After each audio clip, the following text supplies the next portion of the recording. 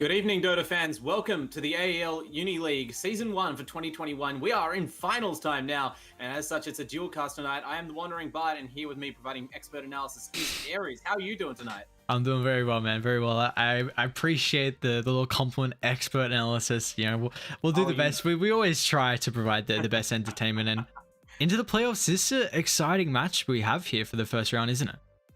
Yeah, absolutely. One of the top teams in the league and one of the most, I feel like, storied competitors in the sort of uni league's short history. The LoonyMelb squad, 6-1-0 in the regular season, looking very, very strong. Their first round opposition, did make it to the winners bracket, so no slouches either. But ANU Esports, they had a rockier road, a lot of split series in their record, and now they come up against tough opposition in round one. I mean, no one goes in with the defeatist attitude, but it is a hill for them to climb. Yeah, it definitely is. But this is a team. It's going to be very exciting to see how they're able to play. I mean, ANU Esports, I was really impressed overall with how they're able to group around. I think Clean Cole was one of their star plays. He just is able to take over a lot of mid matchups. They also have someone the likes of Chestnut playing the off lane. Chestnut, someone who has been through the Oceanic scene a little bit. I know he was in OEDL, playing some games there too, but that's also with LoonyMelb. They've got Kage, a solid roster there. They were going flawless so far through Group B until they unfortunately ran into the other team that was flawless, and they end up getting 2-0 there. But yeah, this is going to be a tough opponent for ANU Esports, and we'll see how they're able to battle it out. Yeah, I mean, we've both been casting the OEDL. Like you said, a lot of these players stand out there. I really like Chestnut's play, here and there. But it also, gave that league is sort of showcased the way that teams can overcome, those kinds of skill or record differentials. You can play above your level sometimes with a good draft, or if you stick to your comfort heroes. And I'm sure they'll have something in the back pocket for this finals matchup. Yeah, definitely. I think we've seen time and time again, though, they like to stick with what is able to work for them. You have some of these comfort heroes that they're able to come out. And I'm also intrigued because this is, we've had a lot of patches as well. The start of the group was on, before 7.29. Now we've been able to get, a couple sub patches in it. So we can see how these teams have kind of changed their drafting, their meta. But it's definitely going to be exciting to see how these two teams are able to go. Yeah, exactly. I mean, it's a best of three, and of course, so we'll have the chance, no matter what, to get a bit of back and forth, but also a clear winner. That's something where we mentioned ANU has split a lot of series. You never know how many of those they might have come through. Like, teams have different strengths in longer sets, and tonight, at least, they will have to prove themselves one way or the other. Yeah, as we heading into the draft now, this is going to be exciting. It's quite the matchup here, and like we were saying, how these teams are able to draft around. Already, you're heading into it. We get to see how they're situated with the Radiant and Dire too. I feel like that. I think it's more important on drafting phase in particular, though. When you've got that first pick, you can start off with one of those broken heroes. We see the Grimstroke, the Beastmaster, some of these heroes being, getting nerfed a decent amount and touched up. But, we also see with that, with the first pick, it means you get the last pick in the first phase and you can go for a call and then protect it in the second phase ban. So we'll see what LoonyMelb is going to prioritize here in that first phase. Yeah, I think you hit the nail on the head there. That's by far the biggest change, it seems like, in terms of the competitive meta for this patch is actually the drafting phase. And that sort of pseudo, it's almost like a second version of having the final pick of the draft. Because, okay, it is only your second hero to be picked, but you get a lot of information on your opponent's lanes compared to what they have on you once you've picked that first hero overall. And then with the long banning phase right afterwards, you have plenty of chance to protect the hero, as you said. So it's sort of like your opportunity to set the pace for the rest of the draft and kind of offsets the advantage of having last overall pick. But interesting bans coming out. The Beastmaster, as you said, obviously still on people's hate list, despite the nerfs. Sizable nerfs in the recent small patch, but Lifestealer as well being removed. Big respect for that hero's recent buffs. and Puck and Mars being taken up by ANU. So they are not fans of the team fight, but the Puck and the Mars ban may play against them because those heroes are some of the best available counters to Centaur War Runner, who is such a strong first pick in the current patch. Yeah, you hit it right there. I mean, any AoE crowd control that you can provide against a Centaur is a massive factor. This hero with the Stampede is incredibly strong right now because we saw in the last patch the big factor of having a gap close, got taken away. A lot of the cast range got nerfed, and we see now that the Stampede is honestly the X factor in a lot of times. I do like what ANU have gone for though. The Undying, a lot of times against an offlane strength here, Undying is able to just destroy them. It's going to be a really difficult lane for Centaur, but you see LoonyMelb go back for the classic old position 4 to really counter the Undying. The Lina has always been someone that I saw, I think, China really start to utilize as a position 4 against the Undying. It's that range factor, very great through the mid game to be able to deal with the Tombstone, and in the lane as well, really annoying for the Undying to deal with. My only thing about it is that you pick it into a Rubik, and there's some incredible Rubik abilities to steal already. Yeah, I mean, it's kind of hard to draft a bad Rubik game overall. Are you going to do pick heroes with no spells? But you don't want to give them really prime opportunities to take spells like Laguna or like Hoof Stomp even right off the bat. I mean, there's all sorts of stuns and nukes on offer that Rubik uses even more effectively than their original owners here. I do agree with you. Undying seems like a great pickup here, especially since LoonyMelb have gone to the effort of banning out Lifestealer to try and prevent the Centaur from being countered in the lane. But Undying from the support position can do a lot of the same job. Really discourages the trades that Centaur thrives on. You can't effectively utilize double edge when your maximum hit points are being reduced by decay. And Lina, my only question regarding that is if you're picking it to counter the Tombstone, it feels like Snapfire has been a bit of a stronger pickup in that slot. The ranged support hero who has that niche of bursting down totem type units that have limited hits, but Lina's no slouch by any means. Yeah, definitely. You're right. If you're gonna go for a way to counter the Tombstone, Snapfire can fit that role, but Lina just does a little bit more as well. It mainly provides some flexibility because now LoonyMelb can put Lina as a position 2 if they want to, heading into the later stage of the drafting here. And I think the lane's really nice as well, Centaur Lina. I kind of prefer having a point target stun for the Centaur, just so, because right now they have 2 skill shots, Hoof Stomp, LSA. If you classify the Hoof Stomp as a skill shot, I mean, it's not, on point straight away. So it can be a bit awkward to be able to get that stun, but you already see that it's, no real position 1s or position 2s getting picked up. So, we're going to see a lot of bans now able to be prioritized in that regard. Yeah, I mean, as you said, the Lina does offer some flex potential. Certainly, it's almost like a backstop. If your mid hero gets countered, because of course ANU do have the final overall pick of the draft, it's super important that you have this flex here, especially one like Lina, who's pretty stable in most matchups. Like there's a flaw to how badly she can do in mid, given her range and just ability to nuke out the waves. So that kind of safeguards the back end of their draft. But for now, we've still got a lot of heroes to pick. And as you mentioned, core heroes being banned out left, right, and center. LoonyMelb, they do not like hard carries. They've removed Faceless Void, Ursa, and Drow now on top of the lifesteal. I think it's a sign of the patch that Centaur has felt like one of the hardest offlaners to counter, and it still feels like LoonyMelb are deploying almost all of their bans just to ensure that Centaur has a playable lane. I think the investment's worth it though. Yeah, I think it's that you ban the Void and the Drow because the Undying is such a strong laning stage support. So you're able to go for a lot more of a greedy position 1 with how the Undying can offset that lane. That being said, though, it's still a hard lane. Like Centaur Lina is absolutely not a fun lane to play into. So this is where if Undying doesn't win the lane here for ANU, then there's no reason for them picking up the Undying. Yes, that hero is going to be strong throughout the mid game with the Tombstone, but the issue is that indirectly, like Stampede can reset the fight and just waste the Tombstone.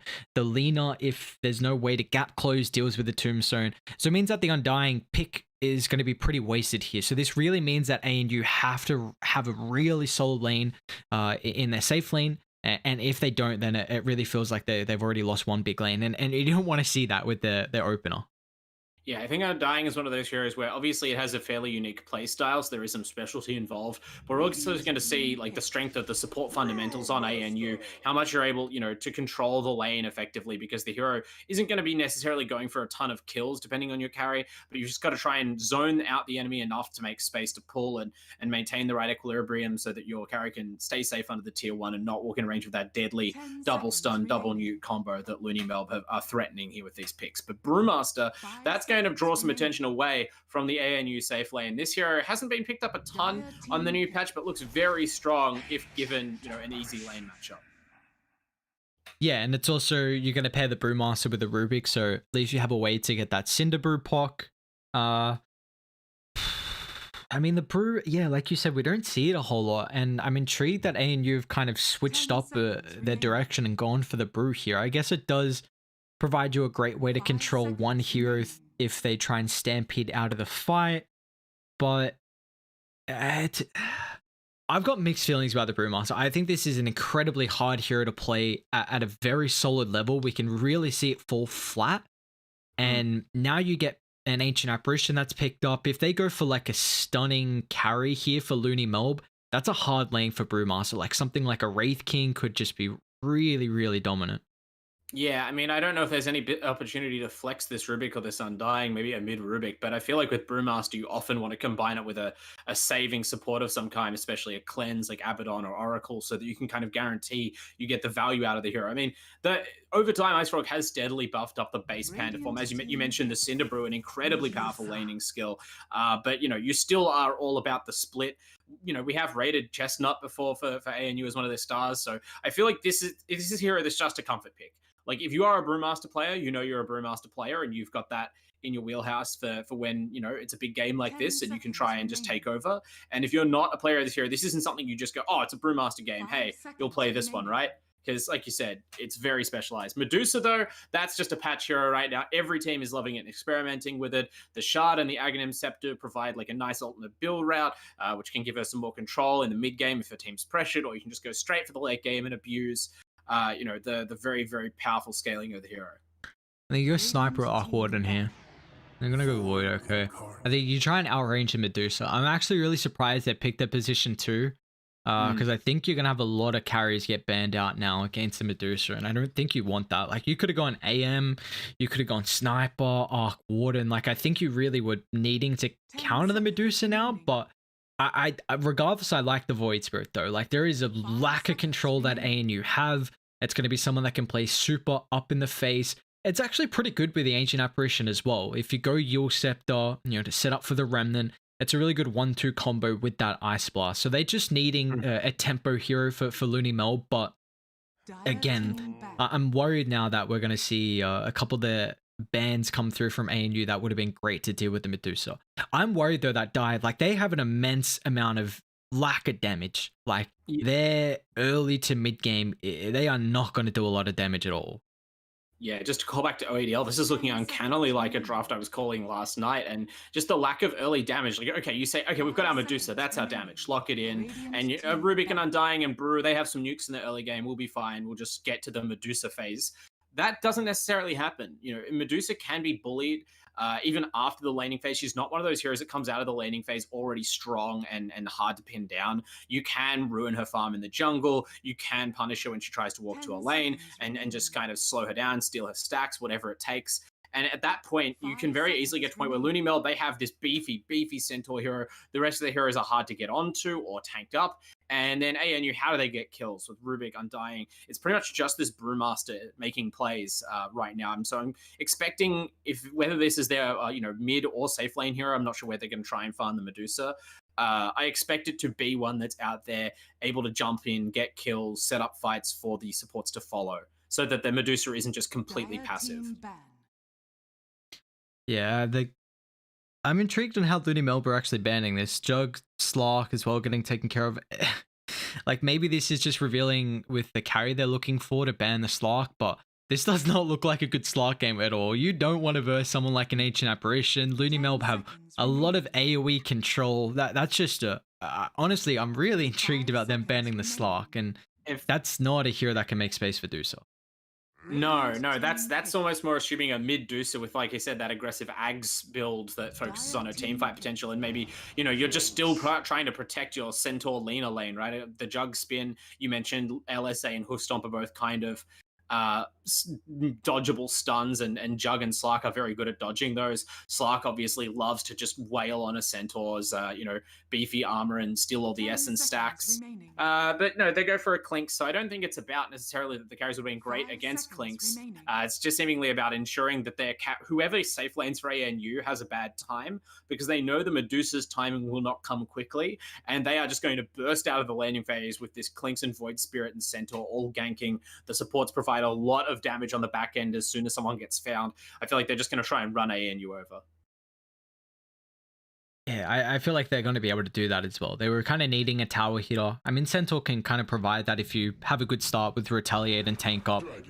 DK. I mean, they picked DK into Ancient Apparition Lena. Like that's like that is you were needing tower push definitely. But like that's just not the pick. It's not the playmaker. He's really reliant on his ultimate. They've got ways to burst him down.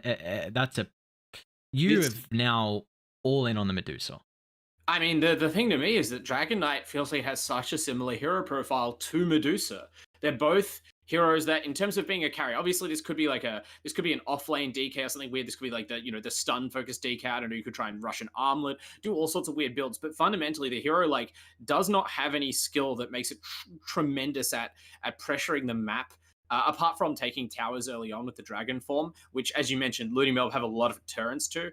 It kind of just farms slowly and tankily towards a very strong late game, but you can't have two heroes be doing that and basically just walking and standing in a wave, right? There's no one here like an Ember Spirit or a Juggernaut, which was banned out, which can run down to the hard positions on the map and take out waves of farm, feeling safe about it to create space for the Deucer. There's no earlier timing that they're going to come online where they want a team fight, unless this Dragon Knight perhaps goes mid and completely crushes the lane. I'm assuming ANU have a plan with this sort of draft. We'll have to see how it evolves, but for now, I think I'm with you. I like LoonyMelb a lot here.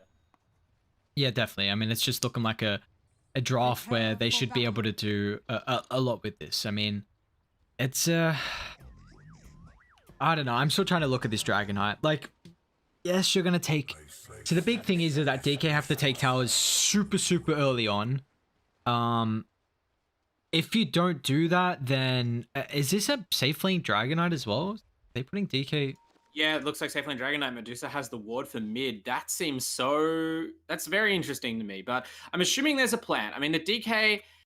It definitely has, the ability to fight very early on. So if you were looking for a hero that's too tanky to die to the Centaur Lena combo and that can take that decent safe lane start, and I guess that's really what they're just trying to make sure that the safe lane hero has a presence. We talked about how the draft of LoonyMelb was all about trying to make sure there were two kind of passive weak heroes on the Dire side. It's going to be hard to completely negate the DK. I just feel like the hero's kind of weak to start with, so we'll see how well they play it. Now, we see LoonyMelb, they're trying to make sure that this game starts quickly. They're way up on the high ground right now, trying to pounce on the Dire at their bottom rune, but instead we've seen ANU cleverly scout this move out and just wrap around to the opposite side. So as the teams exchange bounties, we will exchange greetings to you. Welcome to the final series here in the AEL Uni League Season 1 for 2021, brought to you, of course, by all our sponsors, Indomie, Chatime, Rig, and AOC, our hardware and food sponsors, who we'll get to more later, but of course, it's only thanks to them and the support of the universities that this league can happen at all. And now these players are poised to benefit greatly from it as they, who the winner here gets it straight into winners semifinals. That is a huge edge, right? They still have an extra save after this, a chance to go to the lower bracket and play on. But if you can get it farther on without having to use up your chance like that, even the morale benefit is massive. Oh yeah, without a doubt. You do not want to drop that first series. I mean, just being able to continue on, getting that momentum is exactly what these teams are looking for. But, again, I'm really intrigued to see how they're setting up the lanes at the moment. I mean, the fact that we have that DK in the safe lane, that's really going to limit his experience. This is a hero that once you hit an early level 6, start putting pressure on towers, and they are just going to do absolutely nothing across the map. So it's going to be... This is a game where Dire just have to hope they can get to the late game and have to hope Medusa can somehow win this. I mean, you mentioned that clean coal is kind of the focal point of the draft, so I think I'm looking at it from that perspective. It's not about, oh, we've limited our DK's experience. We've boosted our Medusa's experience. And maybe she's not going to be the primary fighter for the team, but it certainly helps that she has high levels up, that she's able to take farm more quickly. She's harder to gank in her jungle. And I feel like we're going to see, oh, actually, we're seeing a lot of engagement in the top lane right now. The Undying is tangling with Duckflinger. We're seeing that impactful matchup of Undying versus Centaur combined with the level 2 advantage. Little bits matter. The denies back and forth go in the favor of the Dire. They hit level 2 first. And with the ultra powerful Decay Soul Rip level 2 combo from Undying, they're able to bring down the Centaur Warrunner for first blood. Yeah, it's a big first blood to find, and I was speaking about in the draft that this is a lane that has to go well. I mean, the Undying versus the Centaur matchup, it's incredibly strong. So you have to have at least one lane secured there, and it looks like, you know, with a start like that, it's going to continue. But a lot of aggression though. Keith on the bottom lane here on the Rubik, he's trying to slip away, but Vorkwar, not just, you know, this is sort of a fairly standard support movement, just trying to drag the creeps. Often these days you kind of get it largely uncontested, but the Clink's just leaving the creep wave to really let Rubik know what he thinks with a bunch of Searing Arrows, almost killing him off completely, gonna at least force a bunch of regen. So this lane looks like it's going okay, you know, for the Radiant here for LoonyMelb, but it's not as bad a trade as you might think. ANU doing equally well on their mid and safe laner, you know, so even-ish game so far with that first blood, a slight gold lead to the Dire. I also noticed that, you know, the breathe fire from that from the Dragon Knight in these exchanges at top lane really make sure that the laner isn't doing too much either. So even if you might question the decision to pick your carry hero based solely around the first couple of minutes of lane matchup, your opponents did pick a killing off lane, so, you know, it's not like only one team put their eggs in this basket. Yeah, definitely not. As we do see though, it's a solid overall start to the game here. I mean, Radiant are getting a lot out of the map though. At least mid, you know, Void Spirit's having a great time in the last hit regard, and he's putting an immense amount of pressure on this Medusa though. I mean, the Medusa has just gotten the bottle, though. It is 3 minutes, and this is just the texture of the mid lane now. We're kind of back to a very bottle-centric meta where it's, I mean, yes, if Yara can get the kill here on I Love Clean Coal, that would be tremendous, but you sort of see a lot of these more skillful mids intentionally trading and getting very low in the mid lane. Supports don't tend to rotate over that quickly, that often, and that means that, you know, spending that health and mana to damage your opponent is just free value, where you can walk back and pick up some water or bounty runes and refill, as Medusa is doing now.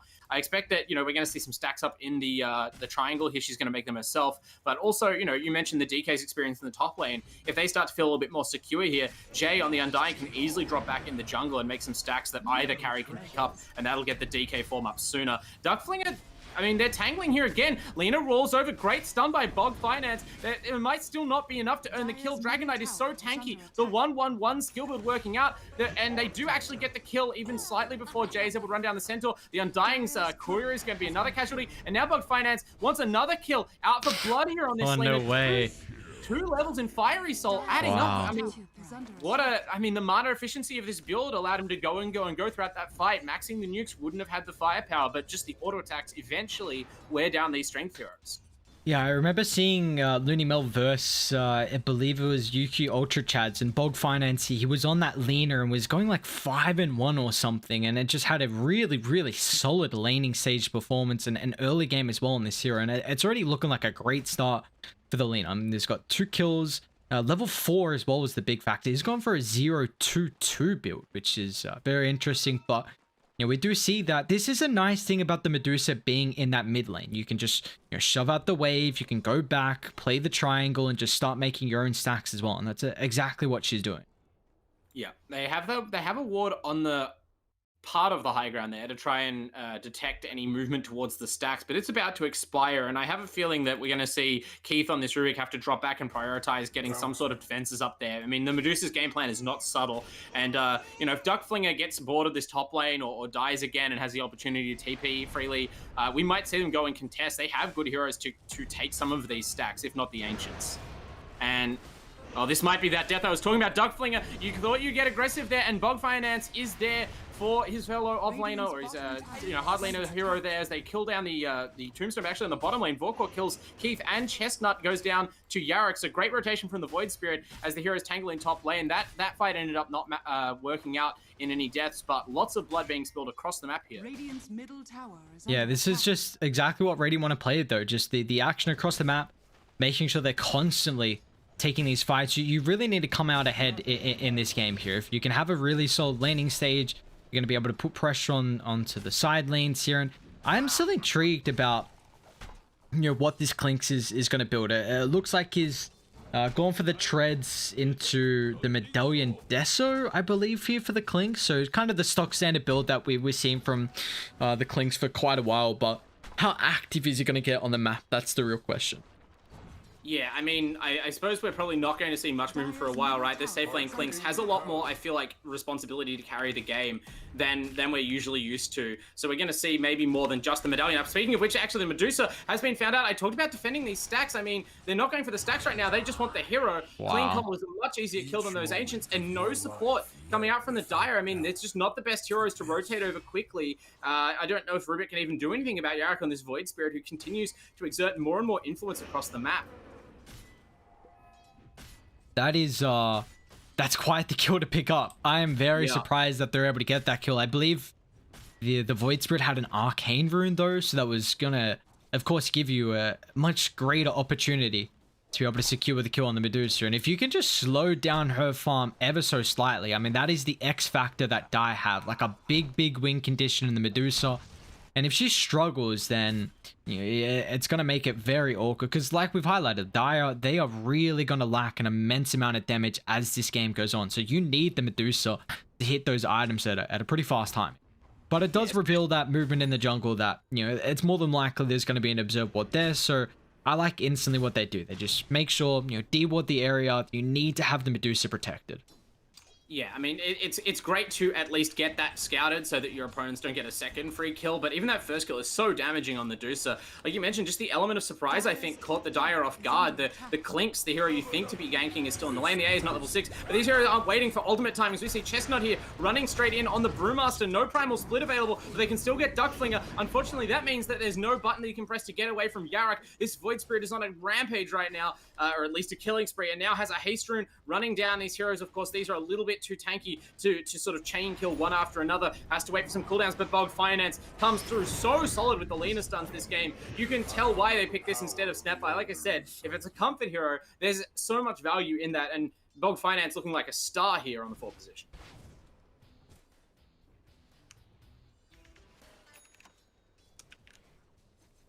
As we see, more, just sort of stonewalling in this top lane. This is what the Centaur hero does. No matter how much it dies, it's still sort of able to hang in there and pressure and force heroes to be present. If you leave it alone for too long, it can get your tower or even kill your carry. And so this kind of like map pressure in all 3 lanes, the Clink staying bottom and not ganking, the Centaur staying top, is stopping the Dire from grouping up around their Brewmaster and going or moving to protect the Medusa easily.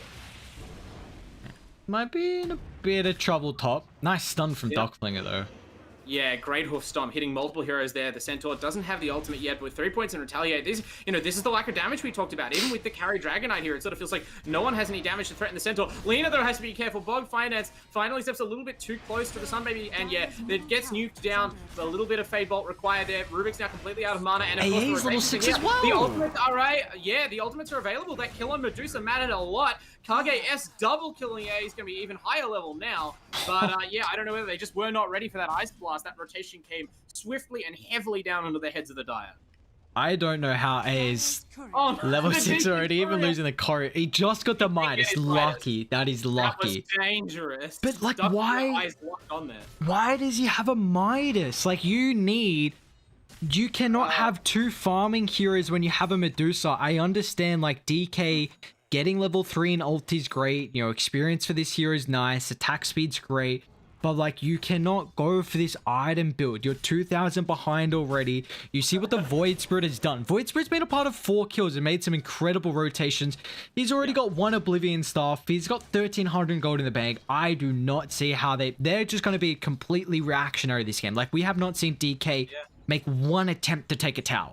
We knew from the draft and the laning configuration they were going to be purely reactionary, though. It's almost that they've committed to that. And now Yarrick is committed on the Medusa mid lane. There's a bottle DD rune and an AA Ice Blast. I mean, Clean Call, I don't know, maybe you just didn't click on Yarrick to see the bottle DD, but like you have to be because you're ceding rune control to this Void Spirit. He's already turned a Haste Rune into kills, Arcane Rune into kills. You have to just start checking at some point, and if you check, there's no way you walk into that lane. So, a bit unfortunate. Duckflinger, though, speaking of unfortunate, can't reach the Tombstone, and now is being run down by zombies, and of course the bigger zombie, DK chipping in. But nope, the Stampede comes off cooldown. Looks like Duckflinger's going to slip away, having decided he's wasted enough of their time.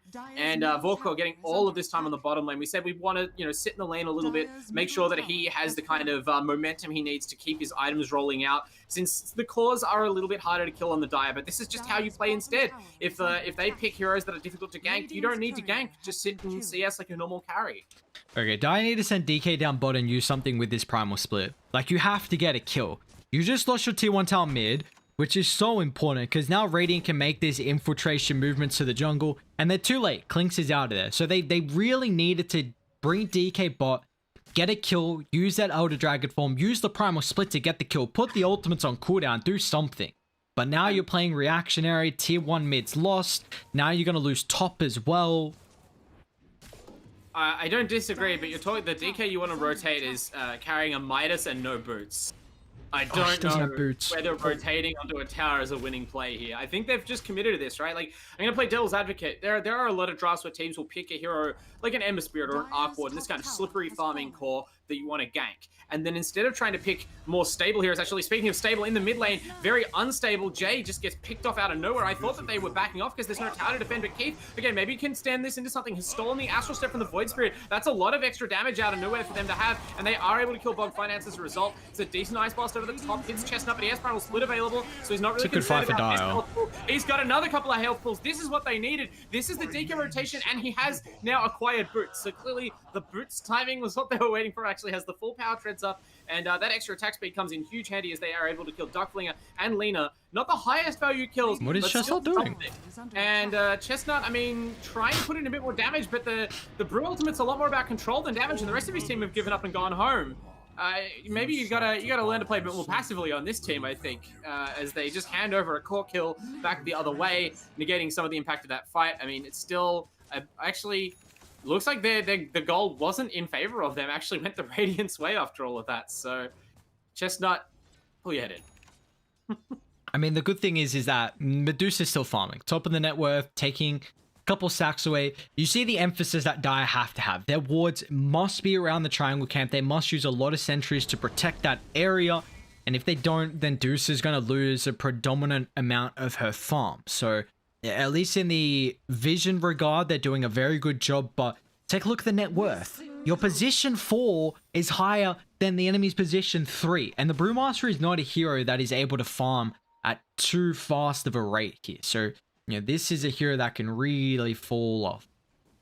To be, again, like to sort of finish what I was saying before, though, this seems like obviously not what they wanted, but at least a calculated sacrifice. Because Brewmaster, I mean, if you have the Blink Dagger, that's not ideal, but it is a power spike, right? Like, the hero is notably functional with just the blink, as long as you can blink and get the ult off, because at that point, the items on your hero matter less. You'd love some auras, but they'll make do.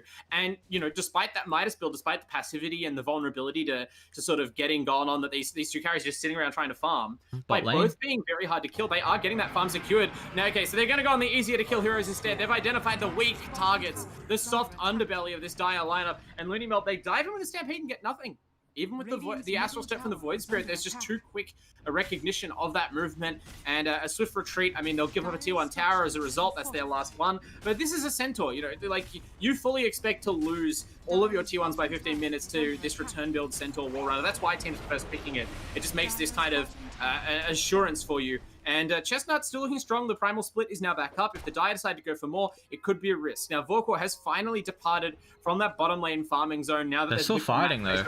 Actually, no, they've gone in on bottom lane. They found a high ground pounce, and they kill the Undying. That's a big kill. The lack of Blink Dagger on the Brew means that an isolated hero like that, even though he's relatively near his team, just has no help coming. So they burst it. Granted, it is just an Undying support. And I think that at this point, for better or worse, ANU are committed to fully focusing on this this 2-hero lineup, the DK and the Medusa. As long as they're both farming, as long as they aren't getting 5-hero ganked, then the Dire are happy with whatever comes their way. And Chestnut, I mean, what comes his way is likely death here. Great hoof stomp. It delays the nice ultimate, and silence. then the cold feet comes through. That's so punishing when you're playing a hero like that. When you rely on that spell, it just gets cancelled and cancelled. And then the Panda himself is cancelled. The Brewmaster in the grave now. Now the stolen Ice Blast is going to drive them back here. Duckflinger might even die.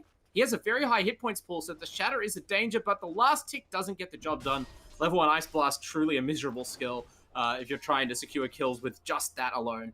And now they found another DD rune for Yarak, who already has the Orchid available. Danger might be coming to the top lane. This Medusa, they've left Clean Coal alone for a while, and as a result, it's up to the top of the net worth. But will that hold in the face of this aggression? Yeah, that should have been Roche there, honestly. If they gave the bottle to the Clinks and gave him the DD when Centaur got full health pool, they definitely would have been able to take Roshan. He's going to use it for a kill on the Medusa instead. I mean, the Ice Blast is on point. So this is really deep. She might be actually out there. No, gets to the back. The whole team is there. Ooh. Great rotations. ANU showing some savvy. They might get Lena too. Oh, they've even found it. This is Chestnut's value as the Brewmaster. Nice combo. Just gets the Tornado up to cancel the TP, and then the quick cancel when you're not expecting it into stuns means it's a free kill for the ANU lineup. And I mean, I don't know if they can take Roche back the other way. Unfortunately, their heroes just haven't kind of got the burst physical output of the Clinks, but certainly they're happy just to get their map back. Yeah, definitely they are. It's going to give them an opportunity now to kind of get out, put some wards down, and just delay this game. That's the main thing. Honestly, I would have really liked to see Radiant give that DD to the Clinks, let the Centaur go get full health, and then actually try and contest Roche, because, I mean, this Clinks, you know, he's got a medallion, he's got Desolator completed as well, so that would have just been a free Roshan for them, but now it's just going to continue to delay. The safe lane Midas DK has acquired his Blink Dagger. Okay. So, you know, that play that they just made, that reaction play, I mean, we were just talking about the lack of the Blink Dagger on the Brewmaster. I don't know if this Blink pickup was prioritized on the DK because Chestnut's struggling. In fact, yeah, Chestnut has switched from Blink. Oh, actually, he's maybe flying his Blink out now. Okay. No, he's just getting a Vlad. So they've switched their prioritization. Haha on the DK is now going to pick up the Blink, and he's going to be the stunning hero. And they're just going to rely on the backline split running in to commit spells. I don't mind this.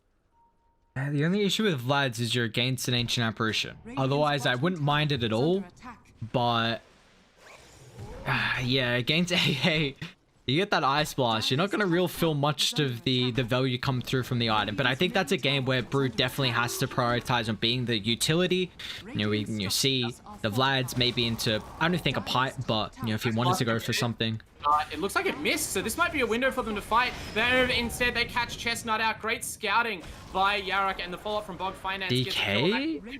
DK dives in deep here. The center of Duckflinger is in trouble, but I mean, Yarak, he gets over there very quickly. No Blink Dagger required on him, and he gets a second kill as a result. I mean, his team, again, take it from him, but yeah, that one, I don't know, ANU got a little bit of confidence up from the last couple of engagements. They still have to respect the damage output here, especially now that Clinks has that Desolator, easily getting the tier 2 in the midst of that fight.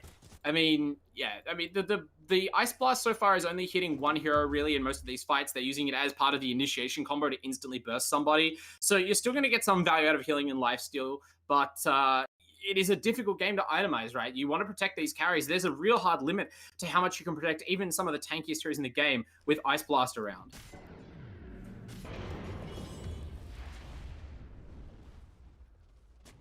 And now these heroes going in deep. The Radiant just cutting off the map from the Dire. Chestnut forced to sit further back after that previous death. We saw the Ice Blast, or at least the Ancient Apparition, a lot at the major, where it's that X factor. I mean, Ice Blast just can get rid of one tanky hero, and having the capabilities, they're actually going to jump Dusa. They're not waiting around. I mean, there's an Ice Blast available, but they aren't committing on this Dusa. Yeah, they immediately think better of that. That's what they want, though, Dire. You want to fight like that, diving deep, back on the tier 2 tower where you can drop the Tombstone, you can drop the Primal Split, and if you don't have the Stampede, Radiant have to be really careful of how deep they react. Like, now this is a better spot, not near the tier 2. Exactly. Just reset now. This is a great play by LoonyMelb. They drag them out of the tower, but it might still not be enough. They're actually having to respect the Clean Coal Stone Gaze, and that's going to buy time to kill Duckflinger. Yarak is doing what he can on the backlines with the root. Can't even get that kill on the squishy support. Now, though, the damage is starting to add up. Chestnut dies quickly when the AA and Lena combine their attentions, and Yarak still has full health and mana here. He is going to be a menace to these Dire heroes. They have already killed Bog Finance, but can the Void Spirit get it alone? Vorkor comes in, partners in crime. They burst the Undying. Now these carries are on the run. So many silences, in fact, and Haha turns around now that it's expired, but gets immediately taunted instead, and there might not be enough damage. Okay, they're just trying to play a 1-2 game. Clean Cole screening for his fellow carry, but even the DK regen can't keep him alive long enough. Bog Finance is back in the fight, and now Clean Cole just kind of has to scurry for the hills, surely. It's a Medusa just standing so tall in these fights, top net worth on the map, but the heroes are dying all around her. It's still not a great outcome for ANU. Yeah, it's still not. You do see that Lena has to buy back there, but Radiant get a bit of a net worth lead out of that one. It could have been a much better fight though. If Centaur jumped just a second later, he would have had Stampede up. They could have reset after the Stone Gaze. But again, you got to keep in mind, I mean, Dire, they didn't use that Primal Split as well. But this is a game where, like, you have to be so reactionary on Dire through the team fights. You really want Radiant to commit, overstay their welcome, and then punish them from there. Radiant have a lot of that burst potential, and if they don't burst heroes down, they're going to see their lineup start to fall off throughout these long, drawn-out fights. That's what's really going to favor Dire. So, got to be careful of how they want to start to position. But you see now they're just going to try and spread out the map. Get the lane shoved out. Radiant have this opportunity. They should try and look for Roshan relatively soon. We even see Clinks has gone for that Aghanim shard as well. So this is quite the shard for the Clinks. We see a lot of value in this. Yeah, it's interesting. Both the Shard and Aghanim Sept are very powerful options for Clinks. We were talking about it on Medusa before, but you got to respect the Burning Army. Even just the normal skeletons that he's getting out of the Shard are going to be great for the farming potential. And a little bit of extra damage output means that you don't have to fully commit to finish off a support. And now going back for the BKB. It's not like one of those games where everyone on your team needs to buy one, but certainly Clinks will appreciate having the free space to fire away with the Strafe, not getting punished immediately by the Brewmaster disables.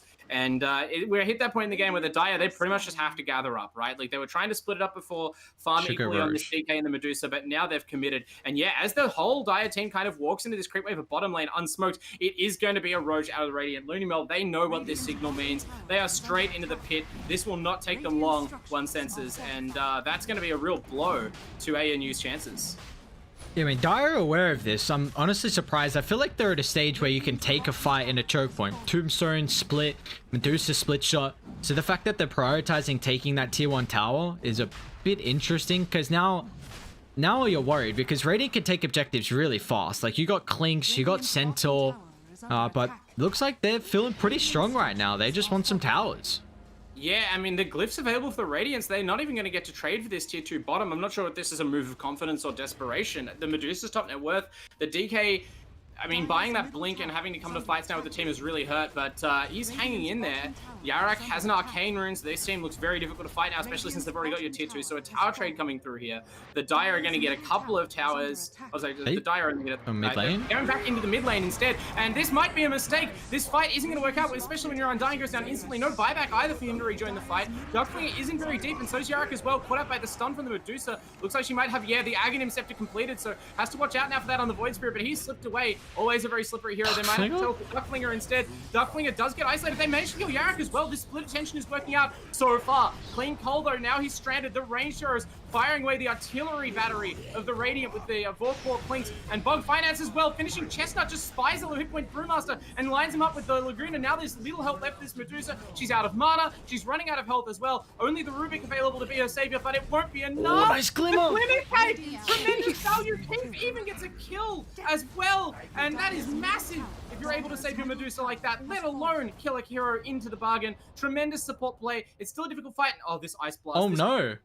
All of that. Oh no. Clean Cole, you've got to watch okay. out for this. She's regen enough health from the fountain, surely. 870 hit points and a bit of mana as well. That's one thing that AA cannot do with the Ice Blast, is prevent the mana shield from functioning. So the Medusa will survive. Boy, that was almost a very nasty coda on the fight for ANU. These are some awkward fights already. I mean, they are growing this net worth lead, but they are just not executing it to a level as you'd expect with someone who had a higher seed coming into it, and also had the advantage of the Aegis. I mean, they took that fight with Clinks having almost 0 mana to start on his first life. He just got brought down instantly. They keep getting Stampede stolen, which I will say is a lot easier now because of the fact that Centaur doesn't have that active retaliate. So this Rubik matchup is really strong. It used to be one of my favorites versus Centaur previously, and it's just like we're seeing that Medusa's starting to dish out some damage, but so is the Clinks. If Clinks, he can definitely stand his ground and man fight. Yeah, I mean, the fact that they've isolated Clean Coal now in several fights and just haven't been able to kill that hero. The DK looks killable, but the Medusa, I feel like we're already kind of reaching this part of the game, even as the Radiant heroes kind of keep up with her net worth. Medusa just uses it better. She's becoming very, very hard to bring down. If there's ever a fight where somehow the initiation is better for ANU and they're the ones to get the first kill, maybe Chestnut has a really good jump, then I think it might be a really bad route for LoonyMelb. And I wonder whether at some point you consider their timing might have been missed. For Radiant in that regard, I think they're still fine. I think the damage from ANU.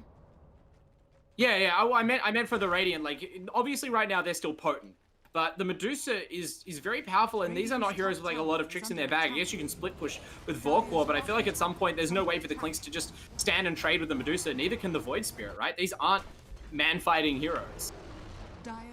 The at least good thing about the Clinks is that you've got Grobo. You're also going to get the probably 125 attack range, and if he wants to, he can go Hurricane Pike. You just try and outrange Medusa. They're going to jump haha though. This is very dangerous. I mean, this is what they've picked the DK for, right? To go into dangerous situations. He's going to draw all of the spells. Easy kill the rest now. He's got a mega kill streak. Chestnut is really not putting into this. I mean, that's just a tier 3 tower. They all TP'd. That's probably Rax as well. These are some questionable plays. They're tier 4s? Okay, wow. This is what the hell am I? I mean, okay, you said that they were fine on their timing. I think that LoonyMelb are panicking a little bit. I mean, maybe they're still going to get this to work out for them, but they've recognized that these heroes probably don't have buyback, and they've decided this is the best chance to win the game. But the Medusa has arrived. Daddy's home. Clean Coal walks in with the Stone Gaze and drives them up to tier 4s. So they do get the tier 3 tower. Vorkor does make sure he finishes down the back line. There's a BKB potentially flying out now for the Clinks. So this could be a fight they re-engage. But they've lost Duckflinger. That decision to go super deep onto the tier 4s there, I don't know who called that. I'm assuming it was Duckflinger, right? He moved first. He positioned himself to tank the 2 towers, Rift Retaliate. But that call, man, I'm so confused by that string of events. I don't know what's going on. I mean, Dive will definitely be able to deal with that set of super creeps, but I feel like you just want it regardless. The lane's going to be shoved out. You take a tier 4 tower, but like, what are you going to do? You know, Dive can defend with the Medusa. So yeah, honestly, questionable decision making, but it still gives them a lot of gold regardless. They're up to 8,000 now. And these heroes are start to getting some items too, which is the big factor. And it's mainly just let's wait for Roshan. I mean, that's going to be up in still a while though, but we might see a couple skirmishes. But yeah, I really think that next big objective is Rosh. So is Medusa going to get an item by then? She will. She's got Scardy. Might even have a half an item beforehand as well, but you have to go full damage. Like I honestly, you know, Daedalus could be an opportunity. She's going to go BKB.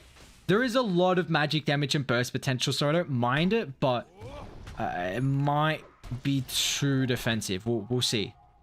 I mean, the Medusa does definitely have to build all of the damage, despite the Midas build. Haha, and this DK is completely stalled out in terms of net worth. It is the Medusa show, as we're used to, and they know that, so they're going straight onto her now. This is going to be a great clean initiation. There's not enough heroes behind her, but the Stone Gaze comes out. There's no Ice Blast, actually. Okay, it's only arriving now from a distance, and she might know she did get clipped by it, so this is still a kill opportunity. Nice stun. Keith, oh my. He hangs around too deep, waiting for a Keith on this Rubik. Is saving the game right now for ANU. Now he's still the Stampede. This is Chestnut's in here with the clones. The Panda split. He's in the backline messing with their supports as they kill off Duckflinger. He does die for his heroics, but his team will thank him in the blood of LoonyMelb as Haha has completed a BKB on the Dragon Knight. They roll in, they secure a kill on the Kage AA, which is a mega kill streak, so even that support kill is a rich bag of gold. And now there's the opportunity to start taking tier 2s in the mid lane and even top as well. That is man, you're right. Like, Keith is just taking over this game. Time and time again, we are seeing this man take some incredible abilities. We saw earlier that Glimmer Cape to protect the Medusa's life and just the X Factor. They're going to be a bit careful, though, because Radiant... They're going to go Chestnut, maybe they're splitting their fire a little bit. Now they center it onto Chestnut, but that initial split of damage means that both these heroes might get out. A little bit of miscommunication from LoonyMelb here. The top seeds suffering some finals nerves, but as Yara comes Medusa needs help. Medusa is going to get to teleport out nice here TP. as Yarak is not position. We're chased after other heroes instead, so Dusa slips away, and they only get the Chestnut Panda, who at this point is more of a glorified 4 position, didn't even have his ultimate off cooldown, so I guess, the Dire are relatively happy to get away for just that loss, although Vorkor wants to punish further, has the MKB queued up and needs money to build that. These supports look like big sacks of gold. He opens up at some time. God, that's such a quick kill. The power of this shard and the skeleton walk, you can see immediately just establishes a perimeter here in the top lane. They could set up for a high ground here.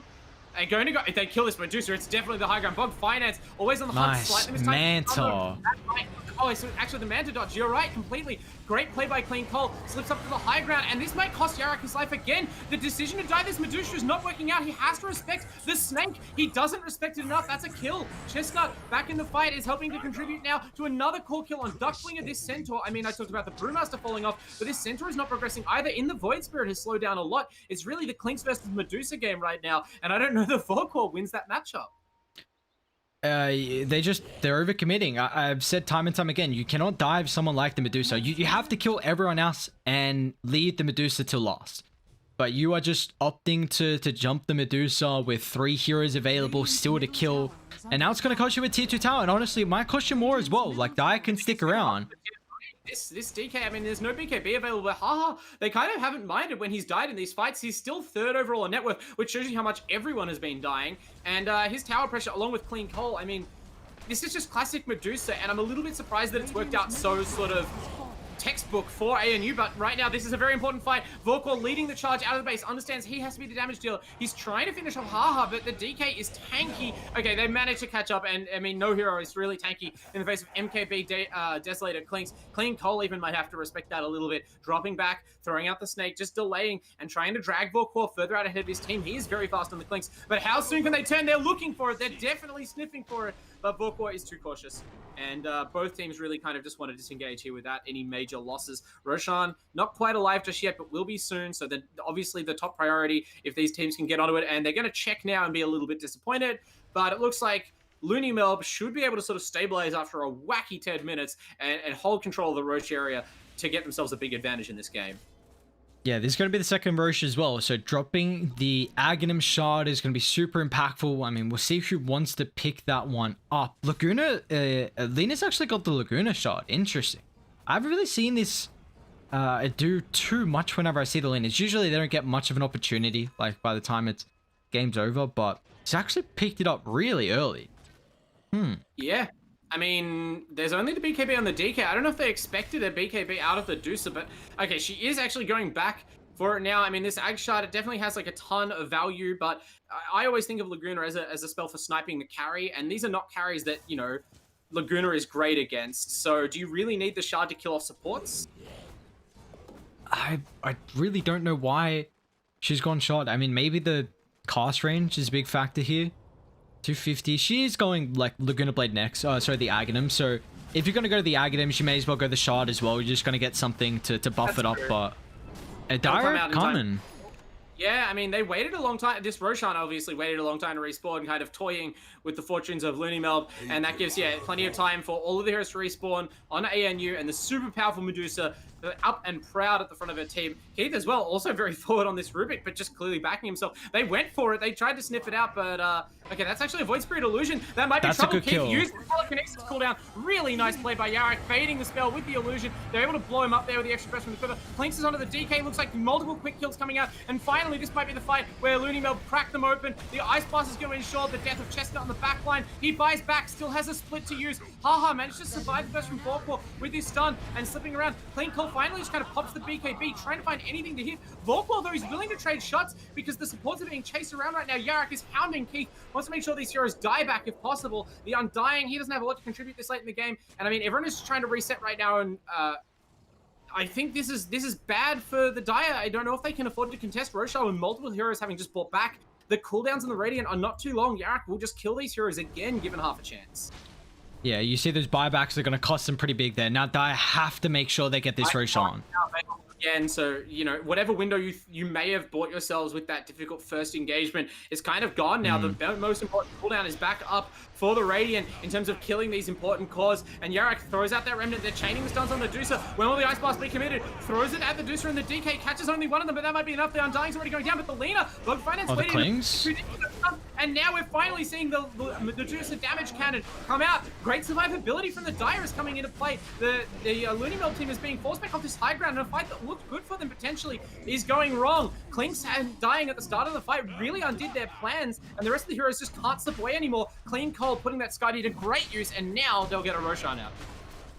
Yeah, now being able to pick up Roshan, I mean, you just see a fight. Darkfleur, is he gonna go for this? He might try. Has he got the timing though? Oh! Darkfleur! No way he gets away. No way. Okay. Okay. That was great. He went for the hook stomp before grabbing the Aegis. I mean, I get it that Medusa. I mean, no, Medusa absolutely should have had a slot free. Maybe they should be able to blink. Okay. No, they get a great stun off. Good Dragon Tail, but I mean, that's still a win. That's still a massive win. You will happily trade your Centaur's life to deny an extra life to Clean Cole. And I mean, ANU, they took a solid fight there, if a bit of a panicked one, but they will be kicking themselves to lose that Aegis. Yeah, they really will. You need that Aegis. You see Dire able to pick up the shard. DK's the one to hold it now, so he's got that fireball capability. I believe I did see them pick up the cheese as well. I'm trying to see who. Ondusa. Okay, yeah. So, I mean, now Dire have the net worth lead. They're like, that's so surprising considering, and this is a massive turnaround. You can, I don't know, Radiant have to, again, aim everyone but the Medusa. Like, as soon as they, I want to see what Centaur got. He went Aghanims. He's going to go Halberd next. The issue is, like, Centaur's gone 3, 10, and 13. So his itemization has really fallen off a cliff. He's not been able to scale. If he had that Halberd to be able to deal with the Medusa, honestly, you, like, we have to see them use Stampede more defensively to reset. Because whenever Tombstones drop, whenever Stone Gaze used, whenever Splits used, you just get out of dodge. And it seems like they're not doing that. Like, they're overcommitting on Radiant. You're playing into Dire. And again, when you have these long drawn-out fights, Dire, they are going to be favored. Yeah, Keith, just, you know, the itemization on the Dire is coming through as well. We see, granted, there's some help from things like Philostone, obviously the Medusa and the DK are better at taking stacks and pushing out the waves with these illusions so that there's more farm in the jungle for their team. But that gold lead has been reversed, and like you said, it's really not what I would have expected at the start of the game. I feel like it's mostly the degree and the frequency with which LoonyMelb have overcommitted trying to force kills on the Medusa and break the game open. Maybe they were a little bit more desperate for it than they needed to be, and now, unfortunately, the situation is starting to look desperate because Clean Cole just, like, hasn't died in a while. And now armed with the cheese, it seems unlikely that he will die anytime soon. Yeah, level 25 now for the Medusa. It's got that 75 intel. Didn't go the modifiers, which is a bit interesting. I mean, you only have the Skadi, though. Available. Yeah. But, like, 75 intel's a lot. You see he's got 3,500 mana. Yarok? Yeah. Okay, nice use of the silence. Okay, still got to be careful. It's hard to fault Yarok for that aggression because that's what's been keeping them in the game so far. Actually, they're going to capitalize with a great stampede, but again, instant disable. This DK stun's been so important, and now they chained it onto Duckflinger, so they immediately cut off this momentum, and especially since Yarok just stepped out of that fight, there's not the damage pull-up you'd expect. Keith's still in trouble on the backline as Volpor finally decides to focus this pesky Rubik. They do bring him down, but Clean Cole and Haha now, they are the damage turrets. They're going to stand and deliver. All the carries just have a big old carry fight here, popping the big 8Bs on all sides. The Medusa's going to come out ahead despite the lack of the DK. Chestnut waiting in to try and provide support. That massive extra intel boost is keeping the mana shield healthy for now, but the support is being worn down around the Medusa. She's already popped the cheese, and actually this looks like this is going to be the death. I apologize for the caster curse, but it is a 5-man wipe. That finally is the fight that's that we've been looking for 20 minutes. Actually, yes, she's the only one with buyback. The rest of the heroes, they've committed it. The DK did not save buyback gold. And, I mean, okay, if you had to pick one hero to defend your throne alone, probably Dusa, probably your top net worth Dusa. Still, though, this is a task here for Clean Cole. Now you go hit tier 4s. Like, no, why are you hitting relays now? I don't know. What is, like, you know 3 heroes bought back. I look, they know that the DK could have a buyback, right? It's actually money that is keeping him in the ground, which is a bit of an unfortunate story for the Midas DK. You don't just assume he won't have saved it, but now they might be beginning to realize, as more and more damage is done to the base, that there aren't any more heroes coming to defend. 3 now up for ANU, and this has to be their last stand. Keith, guys, instantly, there's only so much you can do on a Rubik, and unfortunately, in a really chaotic, nerves-filled game, it's LoonyMelb who hold theirs and come out with a 1-0 lead in this best-of-3 series. That was a crazy start to the playoffs here. I mean, LoonyMelb, honestly, props to them. They played how they needed to. You know, the Klings had such a dominant performance, 13-1-10. Yarrick did everything he needed to in the early game as well to make the plays. There was some questionable execution from LoonyMelb. I think they played into the strengths of ANU, maybe just not recognizing on how ANU were able to win team fights, and they kind of kept doing the same thing over and over again. But you know, this is honestly, there are some still really shining spots for ANU. Even though this was, I think, both a draft, we were highlighting that it's not a draft we favor. They still played incredibly well. Like, they allowed the Medusa to get farmed. They did very well with their warding. Keith had an incredible game on the Rubik. Their laning, phase with that Undying against the Centaur, it went well early on. There were just a couple X factors with, I guess, it's interesting because like the draft wasn't able to make plays for the Medusa early, which maybe gave LoonyMelb a lot more of an opportunity to get that net worth, which is how they were able to be so far ahead. But in the end, I think LoonyMelb just too strong. Yeah, I mean, the Medusa here putting out 31,000 hero damage. I don't think anyone else on her team cracked 20k or even got close. So it really was a one-player show. And I mean, I think a lot of that comes down to the attention paid to the Chestnut Brewmaster, which is, it seems to be a theme of the patch. If you target the enemy offlaner, it can remove like the hero who's trying to make plays. There's a lot of passive mids or carries going around. And that's kind of what happened. We saw Haha build a Midas and then have to go back for a Blink Dagger. So ended up not really progressing in items for most of the game because Chestnut wasn't able to be the initiator for the team. And despite some heroics from the supports, they're really great Rubik play coming out of Keith, and Clean Cole, obviously, under a lot of pressure did well as well. You just have a very thin margin of error, and eventually it caught up with them. But they have another shot. Yeah, that they do. They've got another shot, and we'll see how this second game is going to end up faring, though, won't we? Yeah, exactly. So we're back with that second game, I think after a short break here as we get that lobby set up.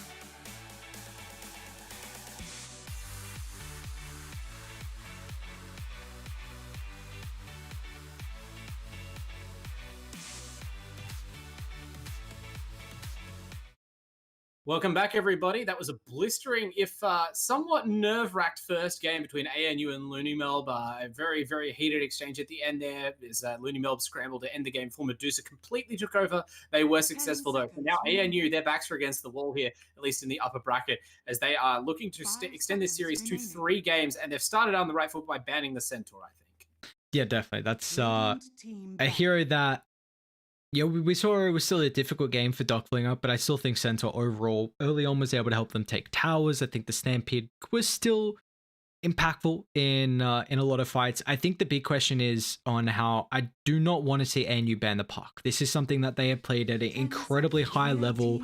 Chestnut has just absolutely taken over games with the offlane puck, and also Clean Coal can play it at a really high level. So they have that flexibility. The issue is that the Grimstroke gets let through the pool, and this is by far the best support right now in the meta. So LoonyMelb have to be licking their fingers at the fact that they just got the Grimstroke in the first phase. Yeah, I definitely agree with that, and maybe that's even the thing that allows them to feel safe letting the puck in the pool. It was banned in game 1, but then so was the Grimstroke, and with the best silence in the game, or close to it, on lock now for LoonyMelb, they are not as afraid as they could be of Chestnut's deadly puck. And Vengeful Spirit, that is some kind of first pickup. Followed up with the Gyro. So again, ANU choosing to open with what is potentially a strong lane, little bit of flex possibility, and LoonyMelb actually steal the puck for themselves. Oh, that's quite the puck pick. I mean, you don't have any, well, you got stuns, but they are not instant stuns at all. And the fact that you've now drafted 2 heroes that don't deal with the puck is a bit worrying. So this is a really, you're one game down in a best of 3. Yes, there's still losers bracket, but you don't want to go in losers bracket. Like, you really don't. And the fact that you go for Avenge Gyro, we do not see Vengeful Spirit at all. So this is just got to be something like they want the aura to pair with the core, but like, yeah, I don't know. This is interesting. I'm all for it. I'm all for new stuff. I want to see how it works though. The Vengeful sort of feels like the hero that they wanted last game, right? The support that can protect your big Medusa hero, your Dragon Knight, these immobile damage-dealing carries. Now, Gyrocopter does fit that mold, and this is a powerful laning duo if they do pair them together. Obviously, Vengeful Spirit has a very high damage stun, pretty high damage output overall for a support if you're in a position where you can trade. But, the Gyrocopter, we see it a bit more often nowadays. Still a hero that can be exploited in the lanes. These bans are important. LoonyMelb, they followed up their Beastmaster and Faceless Void bans by taking out the Void Spirit and the Slaughter. So they are recognizing the need for ANU to pick a frontliner. Varric did a great job on the Void Spirit in game 1 for LoonyMelb in setting up those kills and just drawing the attention away. That allowed the Stampede to get in, even when Duckflinger was under itemized. So, ANU potentially needing a similar probing hero, going to be denied a couple of the best choices. They, in turn, take out Axe and PL. Interesting to see the 2 counters banned out, sort of just trying to cover all bases, I guess. But overall, trying to ensure the Gyrocopter gets to lane okay, I think. Yeah, that's a big factor. You want to make sure Gyrocopter, picking him up early on, you're gonna have to try and ban out a couple of heroes that are gonna be solid against him. Banning the Ancient Apparition makes me feel like I think they're gonna pair the Venge and the Gyro together, so it's kind of interesting. And I don't think you really want an AA Gyrocopter in the lane, because like that's double range. You now have triple range in your hero draft, and That's kind of a punish on the AA ban, but I mean, AA is not a hero you ban because of what your opponent's doing usually, right? It's what you ban because of what you intend to draft. And so now LoonyMelb have, their options are open. Do they pick a Huskar here? Do they pick an Alchemist? Like, there's any number of cheesy regen-heavy heroes that you can grab, especially, favorably once AA is gone from the pool. There aren't really any other counters that strong. Although ANU, this Legion Commander, great pick if you are going to focus on one damage-dealing carrier like the Gyrocopter. The Shard on Legion, one of the strongest in the game now. Yeah, it really is. And I think also the Legion Commander against the puck is a pretty good matchup, just because you can break the coil, instantly dispel it with a pressy attack, which is really nice. You've got a way to have the Gyro sit on the front line, give him that amplification, and you just go for Chestnuts here early on. Like, he's going to be solid on the Legion. They do give him a little bit of sacrifice, but so big ulti's coming through from LoonyMelb. Yeah, the Tidehunter and the puck. I mean, the team fight worked out for them game 1, I guess. It didn't feel like a huge confidence performance where I'm like, definitely go back and draft that same style game too. But I mean, they did win, right? And they have been winning all season. So this is a team whose confidence is running high generally. And this Tidehunter hero, it's taken on some interesting new dimensions lately. Much more of like a gradual, like ongoing physical damage carry now than the old just one spell hero it used to be. Yeah, definitely. Yeah, I think that's a beautiful thing about Dota, where right now in this meta we see a lot of versatility. Like it's, yes, there are a lot of broken heroes, the Beastmaster in particular, I think the Grimstroke as well, but it definitely does seem like there are a lot of different heroes that are really, really viable in the moment. And that's what you want in Dota, because if you get to such a stale sort of meta where, and it's also maybe like, yeah, you're seeing the same heroes, but you're also seeing the same items, and they went Nyx. I hope they don't think that he still has break. Yes, the Nyx is pretty good versus the Puck. Honestly, one of the better ways to deal with the Puck. But I think it has overall value. I don't think this is like a mistaken attempt to break the Kraken shell on Tidehunter. People, that's not usually the kind of passive people prioritize breakfall that heavily in the first place. But Nyx's shell, right, the Carapace, that's what's strong here. All of these heroes output just a ton of AoE damage. They can't really help it. They can't control it. Very easy for Nyx to set up on Tidehunter while he's farming for a gank with support. And that's what they needed, right? Because you look at ANU, yeah, the Legion Commander can kind of frontline or backline depending on how well you're doing and your build, but they still don't have great initiation. It's hard to constantly find blink duels or swaps into duels. So Nyx Assassin, he's going to be the one scouting and giving them the ability to be aggressive on the map. Yeah, and that's a big factor. Now you have someone to hunt, someone who can play up in the face. I was kind of hoping they'd go for like some burst potential with the Legion though, so maybe we'll see that in their position 2 for Clean Coal. Honestly, I would not be surprised if they Invoker.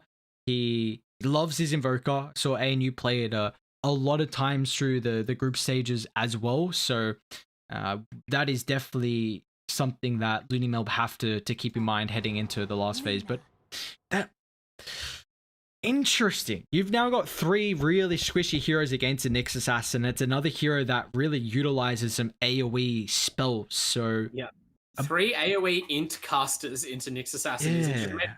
I don't know if you're trying to bait ANU to like throw off their draft and upgrade this to a core Nyx or something, but wouldn't even be the worst idea. I do love your Invoker call out. This seems like almost the perfect Invoker game, right? Not only in terms of the combo with the Legion and the Nyx, but because like if you are doing this thing that's become popular, I think with the buff to Solar Crest and a few other items where you just sort of 4 protect 1 again and we're all putting our buffs on the main carry, Invoker's Alacrity is one of the best spells you can have for that out of a hero that sort of offers so much more. My only concern is it's such an obviously good Invoker game that surely LoonyMelb will devote their last band to that.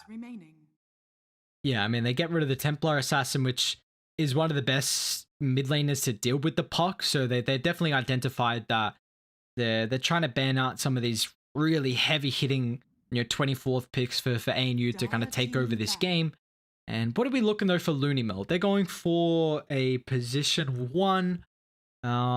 Presumably. I would love if this is a safe lane tied and they pick a different. I love it too. I don't know if they will. I don't think it's going to happen. Some specific teams have been keen on that, but I think LoonyMelb, they played a pretty traditional draft game 1. They could, I mean, you want someone who doesn't suffer from duel that much. They could just pick a Wraith King. That almost feels like conceding the point.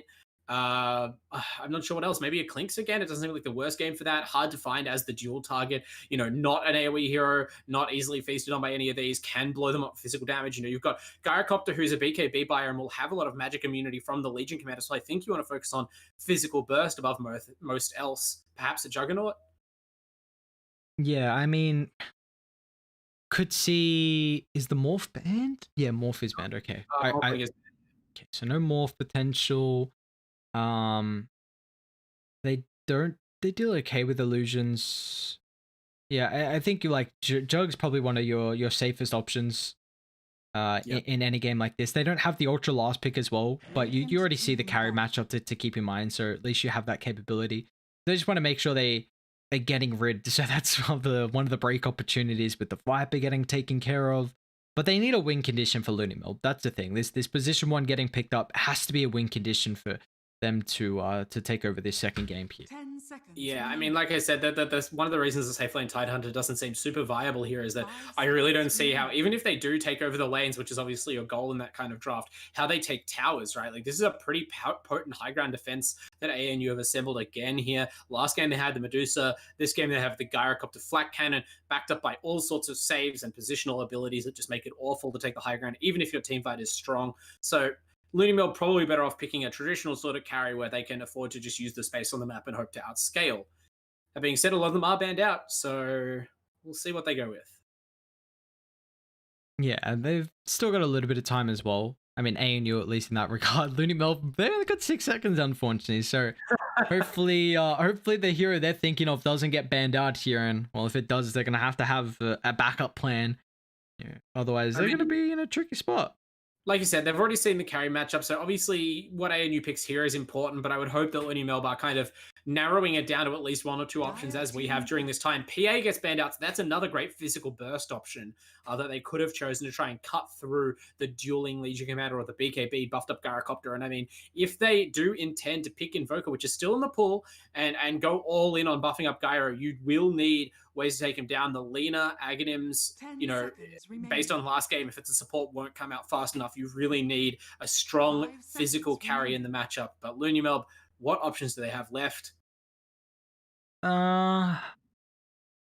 You want someone that can be aggro on the lane with the Grimstroke. That's all I'm thinking right now. Is that banned? Nope, they go for the Troll. Okay, so that is a strong physical carry. Not quite as in your face as the Ursa, but has that flexibility to play ranged or melee. The Blind, very, very strong if you can get it off before you get dueled, or if you get swapped in. Obviously has that panic button as well. So a very stable choice again from LoonyMelb. They've seemed to focus on stable Dota overall, at least up until the rushed finish to game 1, and it's stood them in good stead. So I don't mind their draft. OD or Invoker, I think, for ANU. OD would be interesting. Against Troll and Tide, I really like it. Against Troll, it actually destroys him. You just have this kiting factor. Tide's really beefy, so the percent damage from the Arcane. Pure as well. They go... Oh, what? So is this okay. What, Keith is playing Gyro?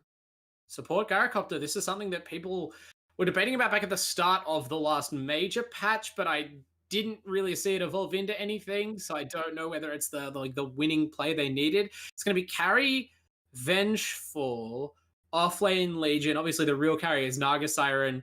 I guess based on these positions, this is what they always intended, or something close to this. Even though the Naga is always like that classic final pick audible, right? Like, oh, guys, they sussed out draft. I don't feel safe playing Invoker anymore for whatever reason. I'm just going to pick Naga. Like, that sort of thing. Not saying that's what happened here, but this draft is a little bit conflicted, I think.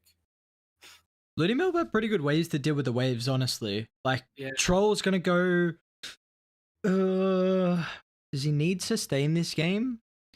He doesn't They do have a lot of poke damage, so honestly, he might still go Battle Fury. Doesn't need the mana, though. There's no mana burn, but... I guess actually maybe not. Yeah, exactly. Like, regardless, like, you've got supports that are gonna have very good wave clear. Again, they've just gone in the pocket of like, let's go ultra late game. They had the Medusa last game. They're gonna have the Naga this game. I'm intrigued to see on how it's gonna work for them. The one thing I can say is that this is a really, if you do want to come to fights as Clean Cole, this is a sick game for the Naga sleep in team fights, right? Like, all of their heroes are very positioning dependent and or reliant on huge ultimates. You can sleep the Troll ultimate, you can sleep after the Ravage, or as the Ravage is being cast to try and save your team from a bad spot. And being able to set up on a lot of these heroes will net big results. The supports are squishy, the cores are mana dependent. I'm interested to see how it works out, but it is a little bit of a split focus, right? For a lot of the draft, it looked like being a main Gyrocopter focus. I don't know whether Naga used to say the Legion Shard quite as well. I have a battle here. 5-man from Radiant. This is what they look for in game 1. They go straight in again, and this time, this is what they were hoping to start out game 1 with. Right up the hill, Keith deploying that rocket barrage. They're going to get a second kill. Duckflinger, he's been very vulnerable on these tanky strength offlaners here, and especially with 5 heroes focusing him down with that magic damage. Even the big old watermelon, the shell can't stand up to it. So big win here. As I don't know, it's interesting to see that the first game LoonyMelb dodged that, or went for that and got dodged, and then game 2 they just kind of sit there as 5 and get run at. Yeah, I mean, that is... They got a 3-man Impale, 3-man Overwhelming Odds. What more could you want to start this game here for ANU? And surely they don't... They can't possibly kill this puck. Yeah, Okay. it gets the drawn away. But I mean, we talked about the morale impact, right, of game one and how the final series is. There's definitely, you know, emotions running high here.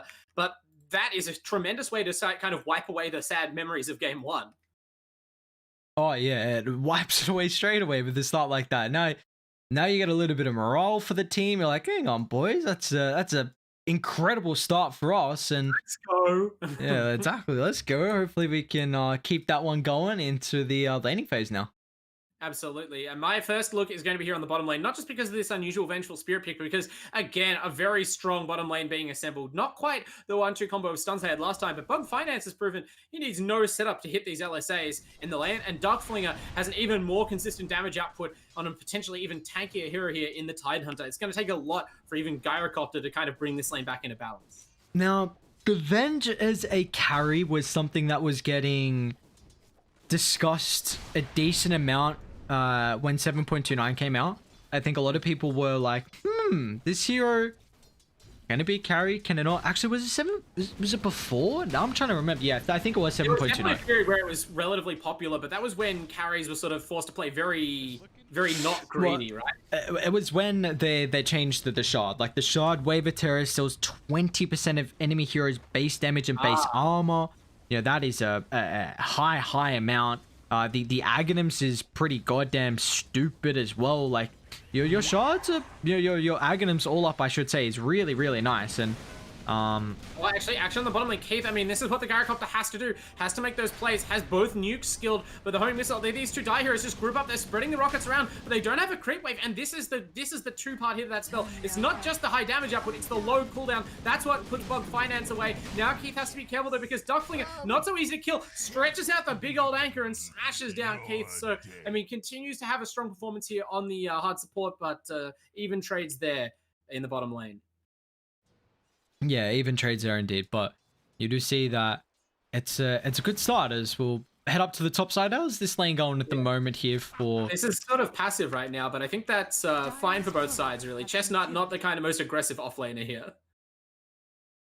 Yeah, no, he's not really going to be, and not really with the Nyx Assassin as well. This is a support that is not as strong in the laning stage. I mean, this is actually a really, really strong duo from Dire. Like, a Troll is one of the best laning stage carries. Grimstroke is just all-round busted in the game. It doesn't have to matter if it's a lane, the early game, the mid, the late. Getting very low. They try to turn this around with the nukes, but it might just be a forlorn hope kind of thing. Bug Finance is not going to be distracted, although has to eventually give up on the Venge kill. Managed to walk that one off, so Keith doing just enough. Now even getting a little bit greedy here, coming back in for the kill, and yeah, Haha has to be careful that support sacrifice does not count for nothing. No spells available that are potent enough to get the kill on the retreating Lina, and so the Dire gaining an increasing advantage here in the bottom lane, despite the carry living.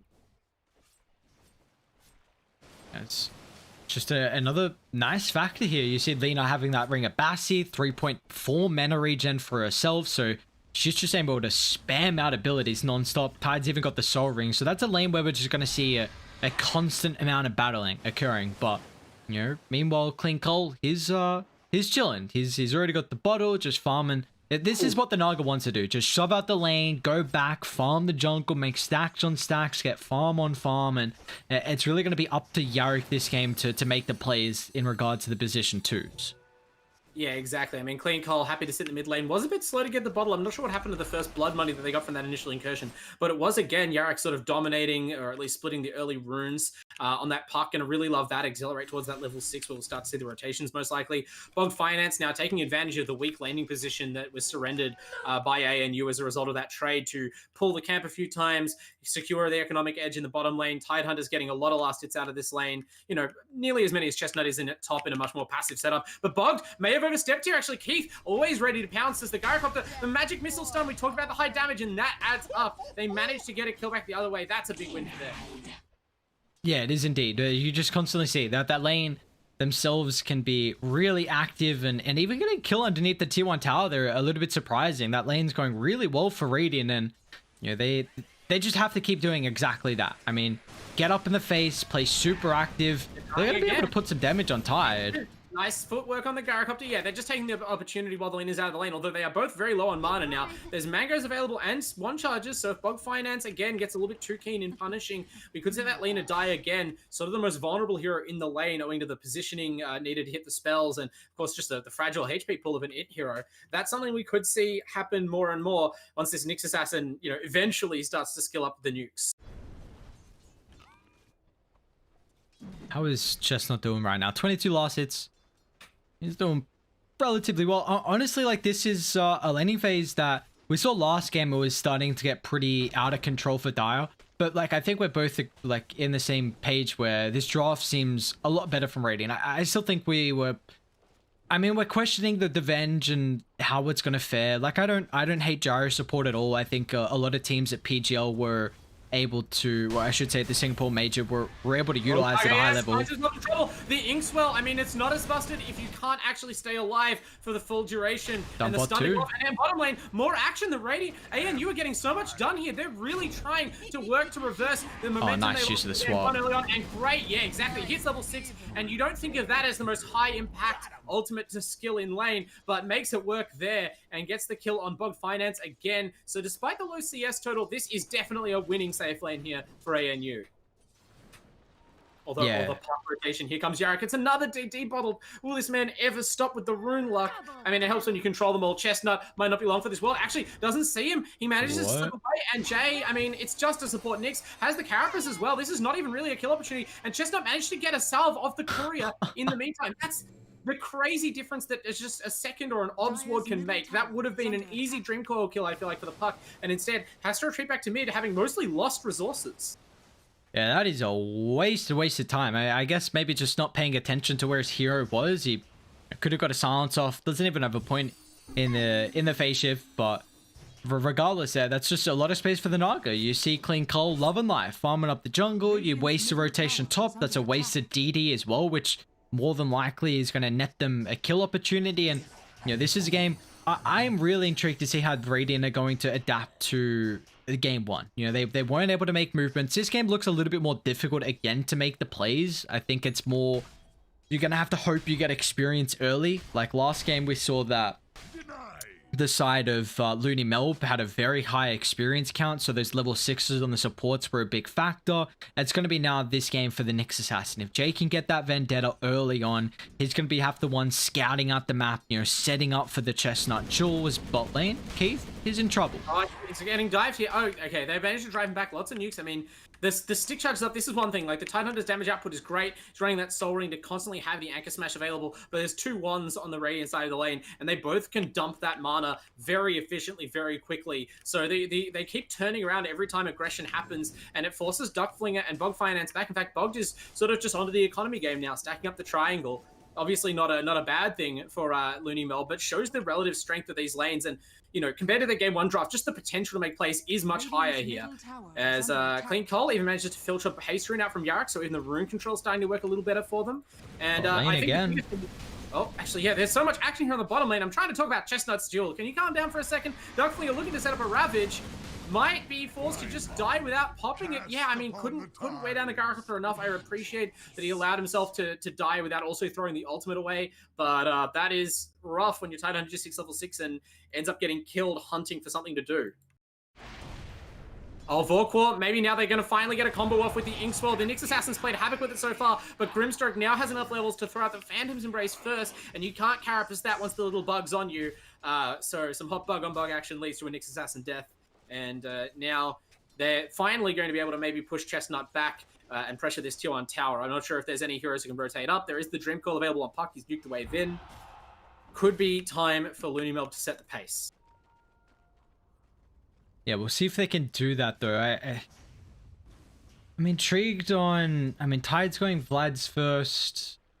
You're going to have level 6. Level 6 is a big timing on Dire. Once you get Soulbind, once you get Laguna Blade, that's really when they're able to make plays, but... I mean, they have a Ravage right now and a Dream Coil just chilling. It feels like they should at least put those to use. And Duckflinger, I mean, was hungry enough to die hunting for a kill with Ravage before. Why not do the team play? Mid lane, clean Cole. He's got just gonna back go up. for the gameplay. Solo Dream Coil onto the Naga. Both teams coming in to reinforce their mids right now, but Puck is the one who's more vulnerable to this kind of help. Clean Cole is just super tanky on the Naga, covered in stats, and it's even gonna be a duel on the Puck. You don't see that one that often, but Chestnut finds it. 10 dual damage to him to start the day, and this Grimstroke is going to be more free food. No damage out of that one, but a nice pot of gold. A nice pot of gold indeed. Chestnut picking up his first dual victory of the game. A great rotation with Brady, and honestly just anticipating Dire to get aggressive on Clean Cole there, as they were just one step behind, and as soon as they could close the distance, unfortunately, I don't believe Keith ran up to the triangle camp. He would have scouted out a fat couple of stacks in the area, but Venge is in trouble. This is... Venge has been trading with Duckflinger. I think this has been intentional from Haha, clearly a confidence thing. Been trading pain, and now as Keith comes in, they're going to capitalize because they know that their supports are rotating in ANU. They are not playing like the team that lost game one in kind of, you know, jittery, heartbreaking fashion.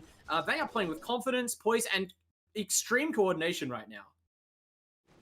Incredible coordination. I think this is just a different performance from them, and we're just seeing it's this is a game where they're not using their ultimates. Like, you've had Ravage for a long time. I guess Troll, yes, he's going Battle Fury, but he can't really contest his bottom lane because of how much magical damage that Radiant have, so he's forced to sit top and continue farming as they're going to dive deep.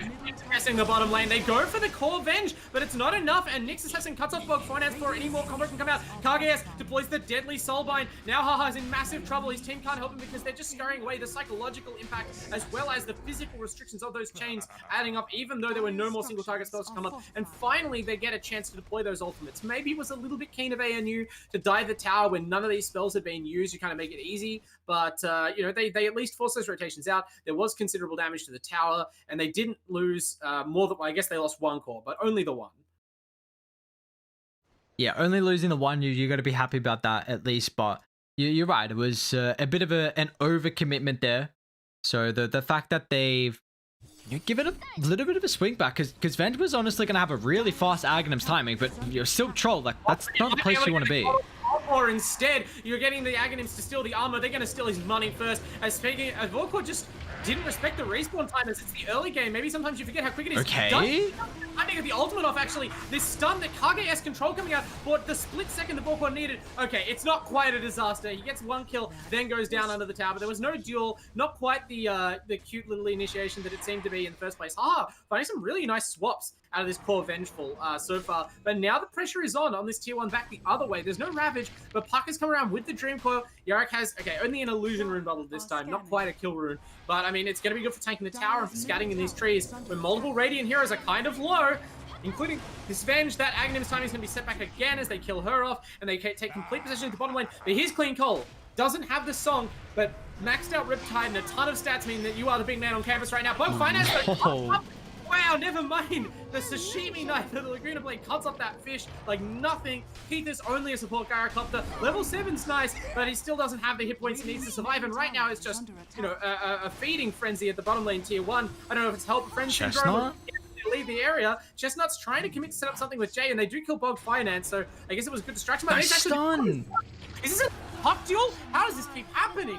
Jay is the one showing up here. I mean, the game one we were talking all about Keith, and he's had a fine time, but this Nix Assassin kind of salvages that situation, actually. Chestnut getting a little bit more dual damage, and surely we can't get a kill on the Tide.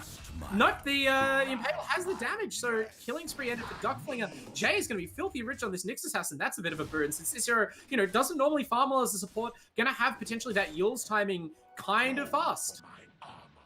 That is... Just run up the hill! Just run up the hill, buddy! Oh no. I hate to see it. That would have been really nice. Even just stealing the experience as well would have been a pretty big factor. But, I mean, Chestnut's got Blink now. Such a different performance from Chestnut. I mean, it's 208. Overall from Radiant is just night and day. They got a 17 kill count. It's still only a 1,000 net worth lead. But on those 2 deaths, though, for the Venge does really slow down the Aghanim. She was going to have such an incredible timing. And I like this first item Ags, though, for Haha. Like, recognizing that, you know, the Naga is going to be your win condition. You know, you're going to have to make space.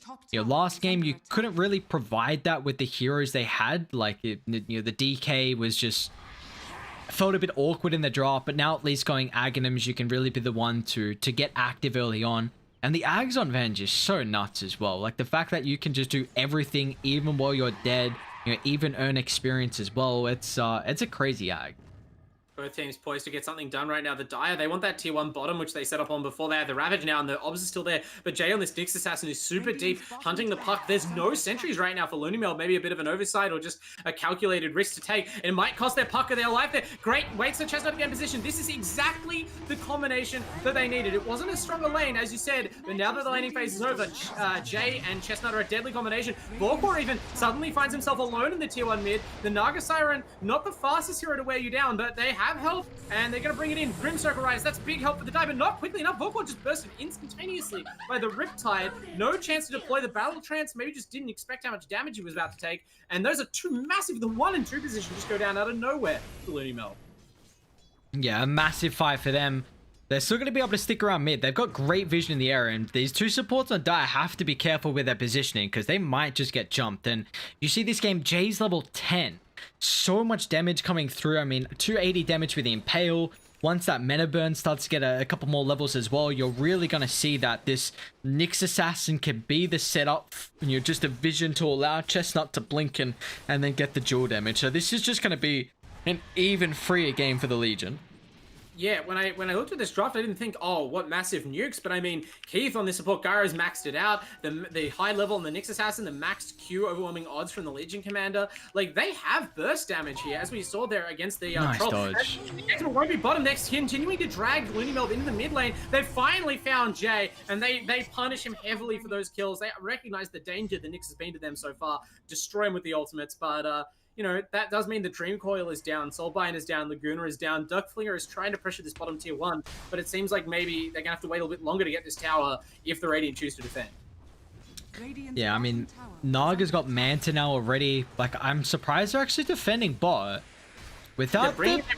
Cooldown, it's only the Ravage that's available, but I mean, it's only a Ravage. That's a massive spell. Uses it now. It's going to guarantee another death on this Venge. This Aghanim has been slowed down by like 7 minutes now. Still, you know, 600 gold all away from the last point booster component, and now might be more kills going the way of LoonyMelb. Chestnut realizes the team have kind of overcommitted. Great silence from Yarrick means there's no press the attack, and now Keith and Jay, I mean, they've had strong support performances so far, but they can't help their cause. They're trapped in the trees here. Carapace, great timing on it, might be able to slip away. Jay's doing all he can. Keith is hoping no one notices he hasn't left the area. Kage knows. Out. I mean, it's just Kage for now. But I mean, yeah, the rest of the team's going to come over. The Grimstroke's done, adds up, and that is just another feeding frenzy at the bottom tier 1. I'm not sure what it is. This was marked as the Radiant Hero buffet or not, but they have all cruised in. The only solo stairs at Clean Call didn't come to the fight. Weirdly enough, this time with Song up and Manta available, chose not to go, prioritizing the item progression, and so there's some stability here for ANU. Yeah, at least you see that Naga's getting the farm across the map. Manta completed is really going to be able to snowball that farm now, being able to use the illusions to push out a lot more lanes and just farm a lot more camps at once.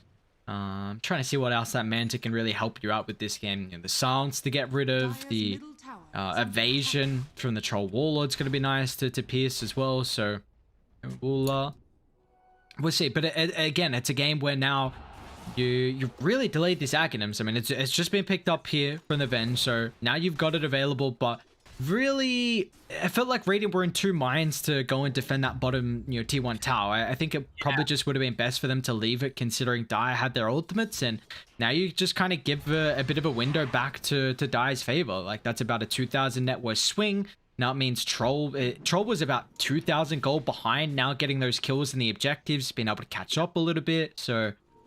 I really would not have expected at 12 minutes time that the Troll's Battle Fury timing would beat the Aghanims on this Vengeful, but Haha has died a lot, and obviously the Troll naturally a bit of a better farmer. Vorkor has gotten more out of these engagements. I don't know, there's an element of coordination here. The coordination, at least for the ganks, is working out, but Yarrick, he sniffs it out this time. They've tried one too many times. It's, again, very difficult to duel and kill this puck. He's the target they keep going for, and at least they push him back off the tower. That is a waste of the Nyx Assassin Vendetta. And yeah, just the fact that they weren't grouped up for that fight means that the Ravage alone kind of devastated their fight before it began. And again, Keith, they suffer an early death. ANU, their coordination in the rotations was good early on, but some of this positioning is making it hard for them to take fights despite them being very strong. See, now the Troll, They want the Volkor, they're pinging it out, they're running at it with the Legion Commander as well, but the Naga is falling back off it. They realize that even with the Ravage, the Ravage is actually back up for Duckflinger, so yeah, this is a good time to get the hell out of dodge. This is a very strong Tidehunter. He has built the Solar Crest, obviously one of the items of the patch. Not normally the 4 position grabs it, but very strong natural synergy with Tidehunter's sort of armor differential game and a big boost up for your troll in fights. Dire might have to smoke up now, and I actually really don't want to see them let this go too much longer, at least in terms of giving free farm to Naga. Like, you've got Solar Crest, take a fight, you've got Ravage as well, win a team fight, go into Roche, because with this Solar Crest, it's going to give you a big opportunity. Troll's got Morbid Marsh, you'll be able to tank it up. They're heading down bot though. The only issue is that this lane's shoved out, so if you get a kill, you're not going to get an objective out of it. Like, this is just, they're pretty much a wasted smoke, so... It's clean call. I mean, they have a ward that would have spotted him doing the creep camp, but unfortunately that was the last creep camp on this side of the jungle, so the Naga has fallen back to his team. They're going to realize when they see and count the number of fishes in the mid lane that this smoke was a big duck egg, and now they're going to roll in a mid lane. At least they might get the positional advantage, but the smoke's expired, so any ward vision is going to catch them out. Yeah, it's going to be pinged out. In fact, Jay scouts it, but walks under a sentry, so immediately silenced, and of course it's a Grimstroke silence. He does have the Yule Scepter, so he's able to get that off, but the follow-up is there. Really clean Ravage to make sure the Nyx cannot get any spells off, and now, again, having gotten the first blood, it looks like a much better fight, but here's the sleep.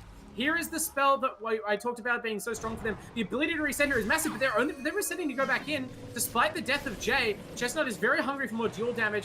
I mean, there's no Ravage, obviously, but the positioning from LoonyMelb is very strong right now. I don't know if I like it. I have great stun on the Tide. The swap back even kind of plays havoc with Chestnut. Maybe a bad idea from Ha, playing like support Venge, but has the Essence Ring at least. Gonna use it to try and bait the team. There's just too much damage, so ends up swapping himself into death. They do kill Duckling as a result, but I mean, you were gonna get that duel anyway, and I don't think even if the Legion got stunned, it was going to prevent you killing the Tide. So again, a little bit more control needed on this aggression, but they are waiting in regardless. Keith really just putting his body and gunship on the line. Does kill off Bog Finance with the overwhelming nukes of Gyrocopter, and Chestnut at least is standing strong and healthy in these fights. The Hood really paying off against all this magic damage, and Overwhelming Odds is going to feast on these heroes right now. They're all trying to slide away on the hit points. This Troll might even get run down. Dodges the Inkswell. That's going to create enough space. Illusion.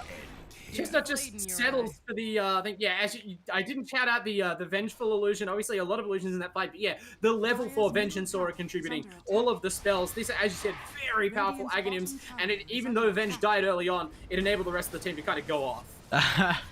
That's just so funny. Like, Venge dies, doesn't move the illusion at all after dying. It just looks like it must have just like taken the hand off the keyboard. It's like, oh, I'm dead. No point doing anything. And the team pings him.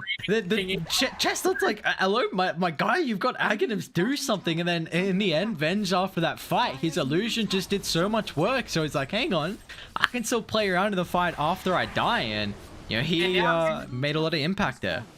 Exactly, even gets the free TP back to the illusion on the real hero. I mean, they've really put a ton of sugar on this Ags in the last couple of patches, and it's paying off so far, despite the delayed timing. I was so ready for that to be the focal point of the game, and I kind of slept on it after it got a bit slowed down. I'm kind of, okay, well, it's the Naga and Legion show now. But yeah, Vengeful Spirit showing up as the one position here and making a difference. That being said, that's only their first tier 2. There's a tier 1 still take on the bottom lane that's relatively healthy. Tons of very strong ultimates. It's kind of really limiting the pace that I think ANU want to play at. Obviously, they do have Clean Call on this Naga as an insurance plan, but they would love to make more space on the map, create a bit more of a buffer between him and potential ganks. Yeah, and now with Clean Call having Diffusal Blade, even 2,400 gold in the bank as well, I'm just taking a look. Like, Diffusal's going to rip him apart. Like, Tide needs mana. Troll really needs mana as well. Only 400 mana to utilize. So you see he's got mangoes in the inventory. I mean, they're going to need BKBs now and die before they can fight, and this gives Radiant a massive window. They can think about Roshan. I mean, Wave of Terror's 6- armor. You got also the 5- armor in the Medallion here. The Riptide as well gives some minus armor. So and there you go. Never mind. They just got Solar Crest. So I really, this is a big window of opportunity here for Radiant. Yeah, and I mean, we're talking about heroes that need mana, right? This is the kind of thing that when we were all questioning, we sort of had to adjust our brains to the Naga pick at the end of the draft there, sort of figure out what it was about. But the Diffusal is one of the first things I thought of because, yeah, there's several very vulnerable heroes here. And I mean, Puck, has obviously more to worry about just the mana bar if you get caught by a net. But like this Lincoln's that's being built here, if you get netted despite that, trying to go in and set up a play for your team, that's just a dead puck on the spot. Like all your mana is going to be gone and you're going to be instantly killed off by just a Naga Siren. So, you know, that individual kill threat is going to be massive coming out of Naga. Oh, actually, misdone from the J Nyx Assassin, maybe one of the first slip-ups all game. Doesn't really matter because there's a cleanup from the rest of the squad. And now this Tide Hunter, we're going to see the Diffuse work, trying to use the spells, but there's already no Ravage on the line. Has a Soul Ring available, tries to use it, and it still doesn't. The overwhelming mana burn denies the Soul Ring Ravage. It doesn't give you enough mana. That's why you need, I don't know, a wand or a stack of mangoes or something. And that was a very sad death from Ducklinger. It can result in a very happy Roshan for the side of ANU. Yeah, that's just a great smoke maneuver. You see Chestnut really, you know, being the standout captain right now, leading the team. He called that smoke, went to the triangle, then drew the line that he wanted to go up to the other high ground, finds two heroes, leads into Roshan, continuing the lead here for ANU. And, you know, now you give Clean Cole the Aegis. He's almost got Skadi completed. I'm really struggling to see what Dario are going to be able to do. Like, it's just, it seems like they have to get the start of the fight with a Ravage, you know, with the Laguna burst, with the, you know, the magic damage from the puck. And if they don't burst a couple of heroes down and Radiant reset with like a swap save, a press the attack save, a song save, then they're going to be in a really awkward spot. So Vendetta, Bog Finance has to know that this is a danger, but if he recognized the danger, clearly thought he had more time, he does not. Executed by Keith and Jay, the two supports getting it done this game in a big way for ANU. They pick up that kill, and I mean, all I have to add to that is that at least the gold lead has actually never been big for the whole game, right? It's just gotten up to 3k. It was 1k before that kill. And that's because instead of taking these engagements, right, instead of going to help their you know, desperate Tide Hunter there who's trying to force a Ravage off through mana burning illusions, they just move and farm the bottom lane. Granted, they were already kind of down there, but there's no move to commit to a fight there. They recognize, I think, that they're on this troll timing. Vorkor is the only hero that can really give them an edge against Naga, and he needs more items, particularly this BKB. So I do feel as though LoonyMelb, they're kind of playing possum right now. They're going to have a strong high ground defense at the very least. even then, their high ground defense. In Cole, yeah, actually. So the combination of that and the pipe that Chestnut picked up before that middle engagement does mean that the Naga is going to siege you very strongly right now. Yeah, look at how fast that tier 2 tower just fell. I mean, Clean Cole's going to have Butterfly next. Like, they're just going to have way too many more items than what Troll. Like, Troll's going to need BKB now. He's going to probably need MKB afterwards as well. Like, he just needs too many items to do something. They are either giving up a Rax or the Troll is fighting without BKB here. Death has come too soon, it seems, for the buildings of LoonyMelb. Clean Cole, you know, you could farm forever on this Naga, you could get fully 6-slotted, but why wait when you can walk at a tower with a Solar Crest and a bunch of illusions and just start chopping it apart? Strong backline as well. We do have the Legion Commander Shard available, so this Naga is almost impossible to kill. The combination of magic resistance to break up stun trains and the constant healing mean that Clean Cole doesn't even really need the illusions right now. Stun from Nyx. Just going in deep. Yeah, exactly. Jay having a tremendous game. While you're worried about the illusions, the supports go to work. Now there's a duel. Great Ravage breaks up for Ducklinger. They're going to keep Yarrick alive for now. He's still living. These heroes are in way too deep. It's a great bait by them. Vorkor getting in and doing some damage, even though he lacks the BKB. He has to be brave right now. He is looting his buildings, but at least they're going to extract the iron price here from the Radiant. ANU, though, they still have a lot of firepower. They force these heroes back. Go Finance Simpson on the side, trying to chip away at keeps hit points. Vorkor, he's used the battle trance now, but he's still trying to go in. This could be dangerous. They've committed, though. The puck's in alongside him. Great Grimstroke Silence is going to stop the Troll from dying immediately, but he's not long for this world. Netted by the Naga, caught by Chestnut. Go Finance gets it done on the backside, though, while they're killing the core. Finally, Clean Cole commits the sleep. He's had enough of this. They're going to try and get on Yarrick, but no, they end it. They just get Bug Finance out of this. Nice little Inkswell. Yarrick's going to go for the play on Chestnut. The damage is adding up, but there's the press, and the pipe is still available. Whoa. This has been a great bait. They kill the puck. Chestnut playing it so icy cold right there. This is going to be another lane of racks now. Yeah, ties up in 3. You got buyback on Lena as well. They might be forced to at least try and hold this here. Like, they push really fast, and yeah, you see. Chestnut? I mean, they're going to remove the illusion from the Venge and blow that up, finally getting rid of that. So at least the Venge won't be back in the game in their base. And that is, yeah, okay, looks like that's going to drive them back. It was a buyback from Bog Finance, though. So, you know, extra economic damage dealt on top of losing a tier 3 and a full lane of racks. Tremendously happy on the side of ANU. Clean Cole going to be rubbing his hands together because now you have that space as Naga. Now you can comfortably go for being 6 slotted, knowing that you're already crippled your opponent's gold income.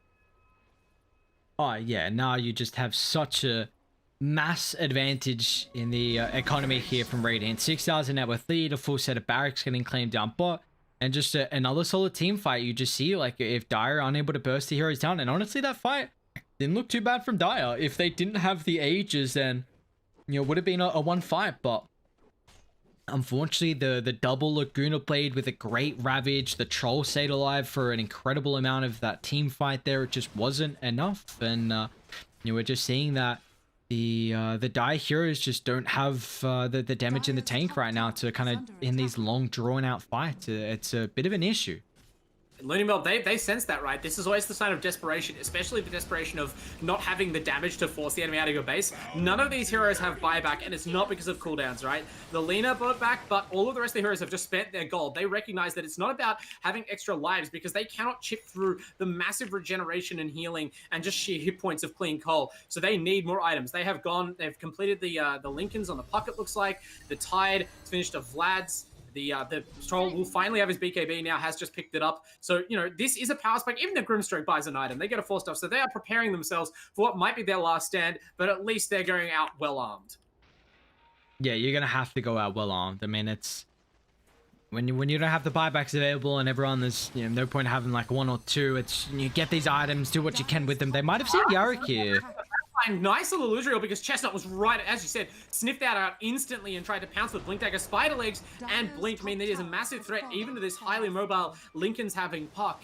But they're not going to waste time chasing Yarick, who is just committing to this wave skip. There is a wave of creeps at the base. There's even a catapult wave, so I don't know if this is really going to work out. Yarick has to come back and defend. Dark Flinger, actually, they have this massive creep clear still. Haven't seen too much action with the Carapace. It's actually been some incredible impales out of Jay that's been getting the job done. But, I mean, the Naga, the illusions are becoming a problem for these supports. KGS has to burn that. Yeah, that 4 stuff just saved you your buyback, because otherwise those illusions would have instantly killed Grimstroke. Well, at least they're not going to get megged because they did do a very good job of keeping these lanes shoved out. But Yarick, because I used all his abilities. Yeah, and doesn't have a team available. So he has, I mean, it is a puck, right? Very highly mobile hero. And this is what the Lincolns gets you. I like that it's not just, well, I have my Lincoln, so now in the high ground fight, I can be harder to kill. It's, I have this Lincoln, so now I'm going to dive down the lane like a madman and skip 3 different waves to make sure that my, you know, my team can utilize one of their strengths, their creep clear, to defend the base for us. Just, or getting out of dodge, yeah. TP out from the Knicks. I mean, it is time for Dire to get some items, but oh boy, it's time for Radiant to get some items as well. Chestnut with the Halberd now, and that the X factor of the Troll, the win condition that Dire were hoping for, is now gonna have a very difficult time with this Heaven's Halberd here. It's just a great way to minimize his damage output, and we just see now it's Radiant. They don't have to really rush anything. You can have the lanes constantly shoved out. You know, one factor is you got 2 full sets of barracks advantage. But you also got the illusions just shoving these lanes in. So just play for the next Roshan. Don't really force anything here. You're a game behind. You want to make sure you're able to even up the series here. And yeah, it looks like they're going to do just that. This is a very scary time. Even just looking at the item builds portrays a lot. The puck after the Lincolns is going for an Aeon disc. Just full in on scared play, which obviously allows you to be more aggressive. You can turn defense into offense, but I think it's mostly just by committing like, okay, I got to skip creeps for the next 20 minutes if we're going to come back, because, you know, your Troll is queuing up a Satanic, but you are like an item and a step behind, because Clean Cole is about to fly out a Butterfly, you know, kind of respecting them by saving for buyback, but not far off having buyback and butter. There is no MKB in sight on the side of the Dire, and then, you know, there's already a Halberd on the side of the Legion Commander, so these cores are impossible to bring down for even the stoutest damage dealer of LoonyMelb. Dire doing a very good job though keeping the lane shoved out. I mean, you've just got mid and bot pushed in. You've got a Lina along with the Grimstroke that can hit the creeps. They honestly need the Nyx to Carapace on top of the wave and then Chestnut to blink forward. But it doesn't matter. That's just siege down this tower with sheer brute force. These heroes are just so tanky. They don't really care about the tier 4 damage, and the heroes can't step forward. So despite their creep wave dying, okay, the backdoor protection finally kicks in time to save the racks. But another wave has made it through. The Yarak guard, Duckflinger has to just ravage on the spot. The team aren't there. The puck isn't ready. This is the fight all of a sudden. Duckflinger's just going to be dead. That ravage is all she wrote. And all it took was Carapace, I got the puck. And got Carapace. Jay finally finds that crispy stun. Lincoln's can't save you there. Now it's down, but Yarak has to commit anyway. It's a great. Wait, Troll has no TP.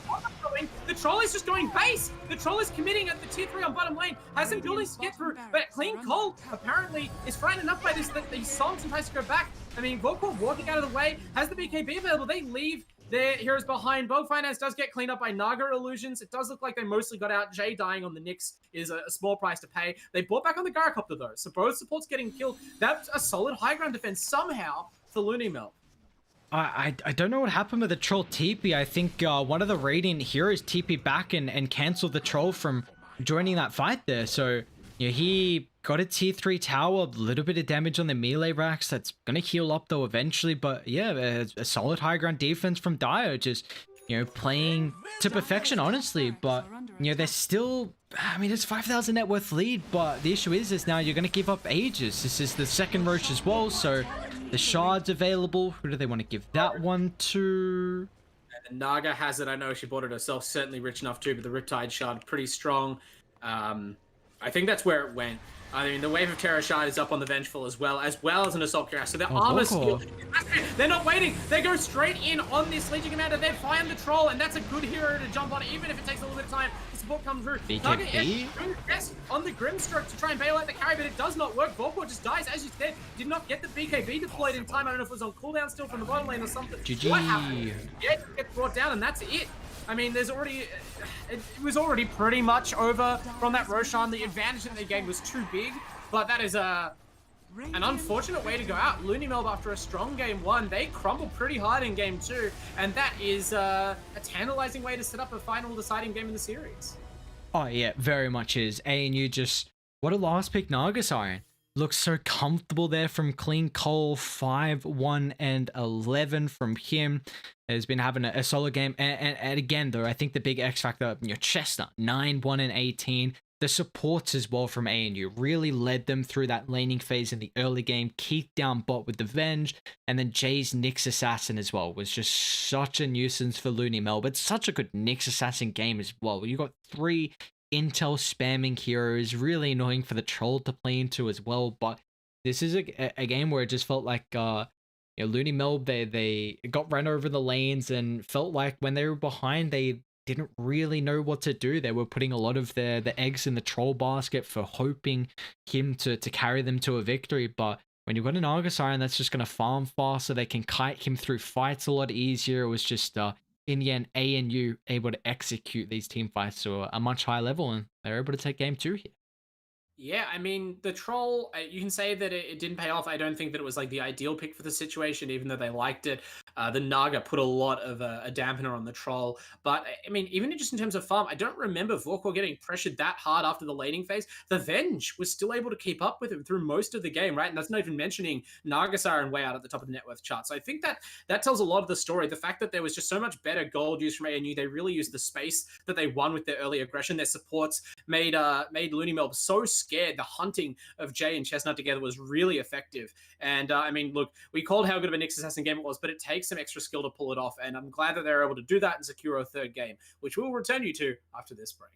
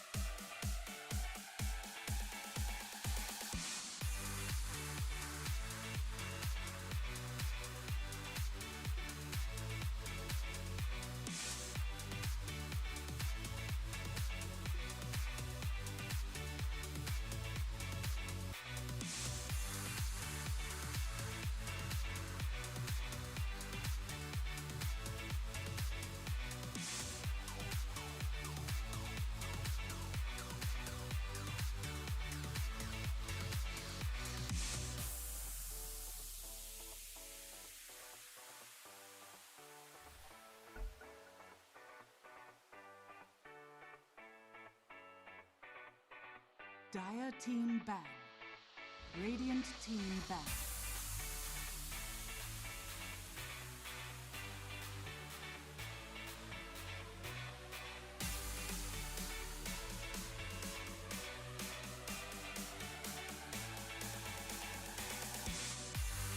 Dire team ban. Here we are, everybody. We've made it to game 3 now after a great performance by ANU Esports. It's not easy to back it up after a tough game 1 in an important final series, but they gathered their nerves and their resolve and also their Naga illusions, and they sieged down that LoonyMelb base like it was no problem at all. So now, the boots back on the other foot, LoonyMelb have the hard work to do in this draft to undo the advantage of Clean Cole's massive Naga play. Oh yeah, they do indeed. I mean, what a performance to come back from. You know, the first game, LoonyMelb honestly looked incredibly dominant, but ANU they give it back to them. That Venge Gyrocopter second, third pick was just enough to secure them a really strong. It came second, and then now we go on the distance here, and we see everything similar there with the bans. The Centaur taken care of from ANU, LoonyMelb get rid of the Beastmaster and the Void, and I'm intrigued to see if they still go for their similar first phase bans that we've been seeing from ANU, or if they might, and they actually get rid of the Mons. So I was gonna say maybe they'll get rid of the Grimstroke, which honestly I'd love to see LoonyMelb still go back into. I know even though they did struggle in that second game, it doesn't take away of how dominant this hero is. Yeah, it's interesting. I felt like KGS played a great game both games, right? But the ancient apparition, obviously, there's some bias there. They did win that game, so of course the hero looked good. It seemed to suit their style or punish their new style a bit more. Just the burst potential it affords all their heroes around the map at any time. Whereas the Grimstroke, undoubtedly powerful, but a lot of the time, by the time KGS's spells actually arrive, the delay on the stun, the travel time on the spirit, just being in position to cast. They'd already had the damage done on ANU. So I'm interested to see whether they can pick a draft that facilitates Grimstroke better, maybe one where they are leading the charge and being proactive on the map instead of trying to defend their own cause from ganks. But the Vengeful Spirit is going to give ANU that same ability to set the pace. And I mean, why wouldn't you go back to this hero?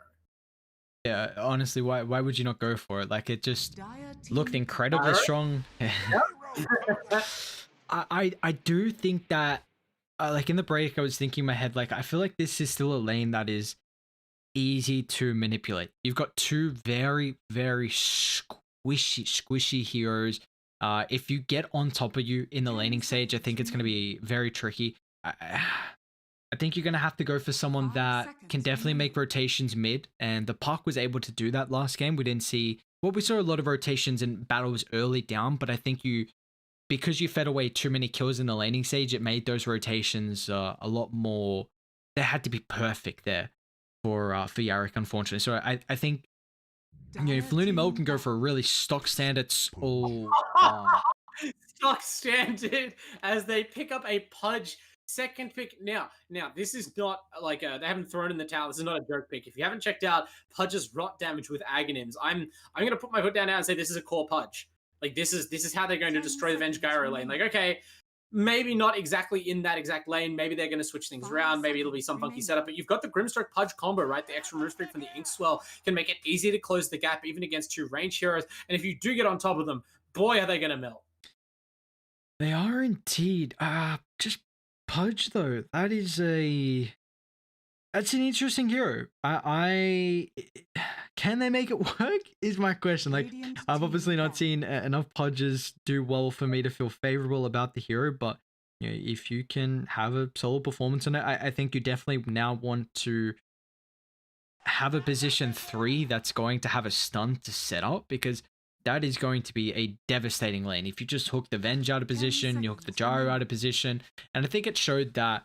I mean, still these like Gyro and Venge have flexibility, but I think how they played it last game is how they're going to play it this game as well. So I wonder, could we even see like a Pudge call? Like, who knows what LoonyMelb really want to do with this? Position Pudge. I mean, the one thing that's holding me back, right? Like, because I feel like if you pick Pudge right now, the motivator to suddenly pick Pudge, it's core Pudge related, right? Like, you want the hero to be ahead and buy a very early Aghanims. But and it's a decent combo with the Grimstroke in a vacuum. The one thing is this lane of Vengeful Gyrocopter, like that's not the thing I'm sure that they picked the Pudge into. It seems like a really hard matchup overall, like possible but hard. When you're up against double range, they have a ton of nukes to trade with you in the early game, and even in later on, you have to deal with the Vengeful Swap, which can cancel the Dismember very easily. There is utility in using it to save people with the Shard, but yeah, this is not the exact game I would have chosen on Veil or Pudge. Clearly something that someone on LoonyMelb is like hollering for right now in team comms. They want, with their upper bracket on the line, they want to do it with a hero that they can pop off on, and that is Pudge. So we'll see how that works out. Maybe it's mid, maybe it's safe lane, maybe there's a tri lane, some crazy scheme going on from LoonyMelb. But ANU, they have the chance to just go back and pick what they did last game, but with the benefit of banning out pucks. So those rotations you mentioned, LoonyMelb are going to have to find something else to fill that role. Yeah, well, we did see that in game one, there was a really solid performance from Yarrick on his Void Spirit. So they definitely still have a lot of heroes in the arsenal here to pick up to have that mobility factor. You just have to go heroes to get on top of the ANU lineup right now. Like double opener, super squishy. There is not a lot of stuns. There's stuns, but hard to find the catch. With those instant stuns is the big factor. It's hard to have wave clear at the moment from ANU. So they've definitely gone a lot into this spell damage, and it's going to put them in a potential tricky spot. I mean, let's see. LoonyMelb, they've had a bit of a time to think it over. The same opener from ANU, so what have they been able to discover from the weaknesses of this opener from ANU? That is the big question. I'm surprised they banned the Phantom Lancer, and I honestly really don't like them banning it, because like I just said, ANU don't have a lot of wave clear, and they played the Venge as a position 1 last game, and Venge is all single target. I don't know why they banned the Phantom Lancer.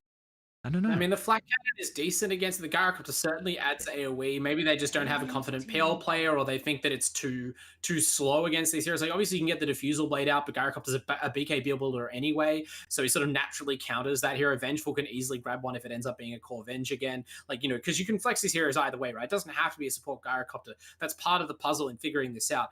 But what I wouldn't mind is, like, the thing about this, especially if you think it's core Vengeful, is that core Vengeful really works best when it's complementing a harder farming mid laner, like we saw last game with the Naga. You could just try and ban those out, right? Like ban the Naga, ban the Arc Warden, and say, okay, yeah, sure, try hard carrying the game on Vengeful Spirit without that backup, They're very similar draft coming out, so LoonyMelb, they have their choice of how to attack it. ANU are just throwing down the gauntlet a second time and saying, well, what have you figured out in the break?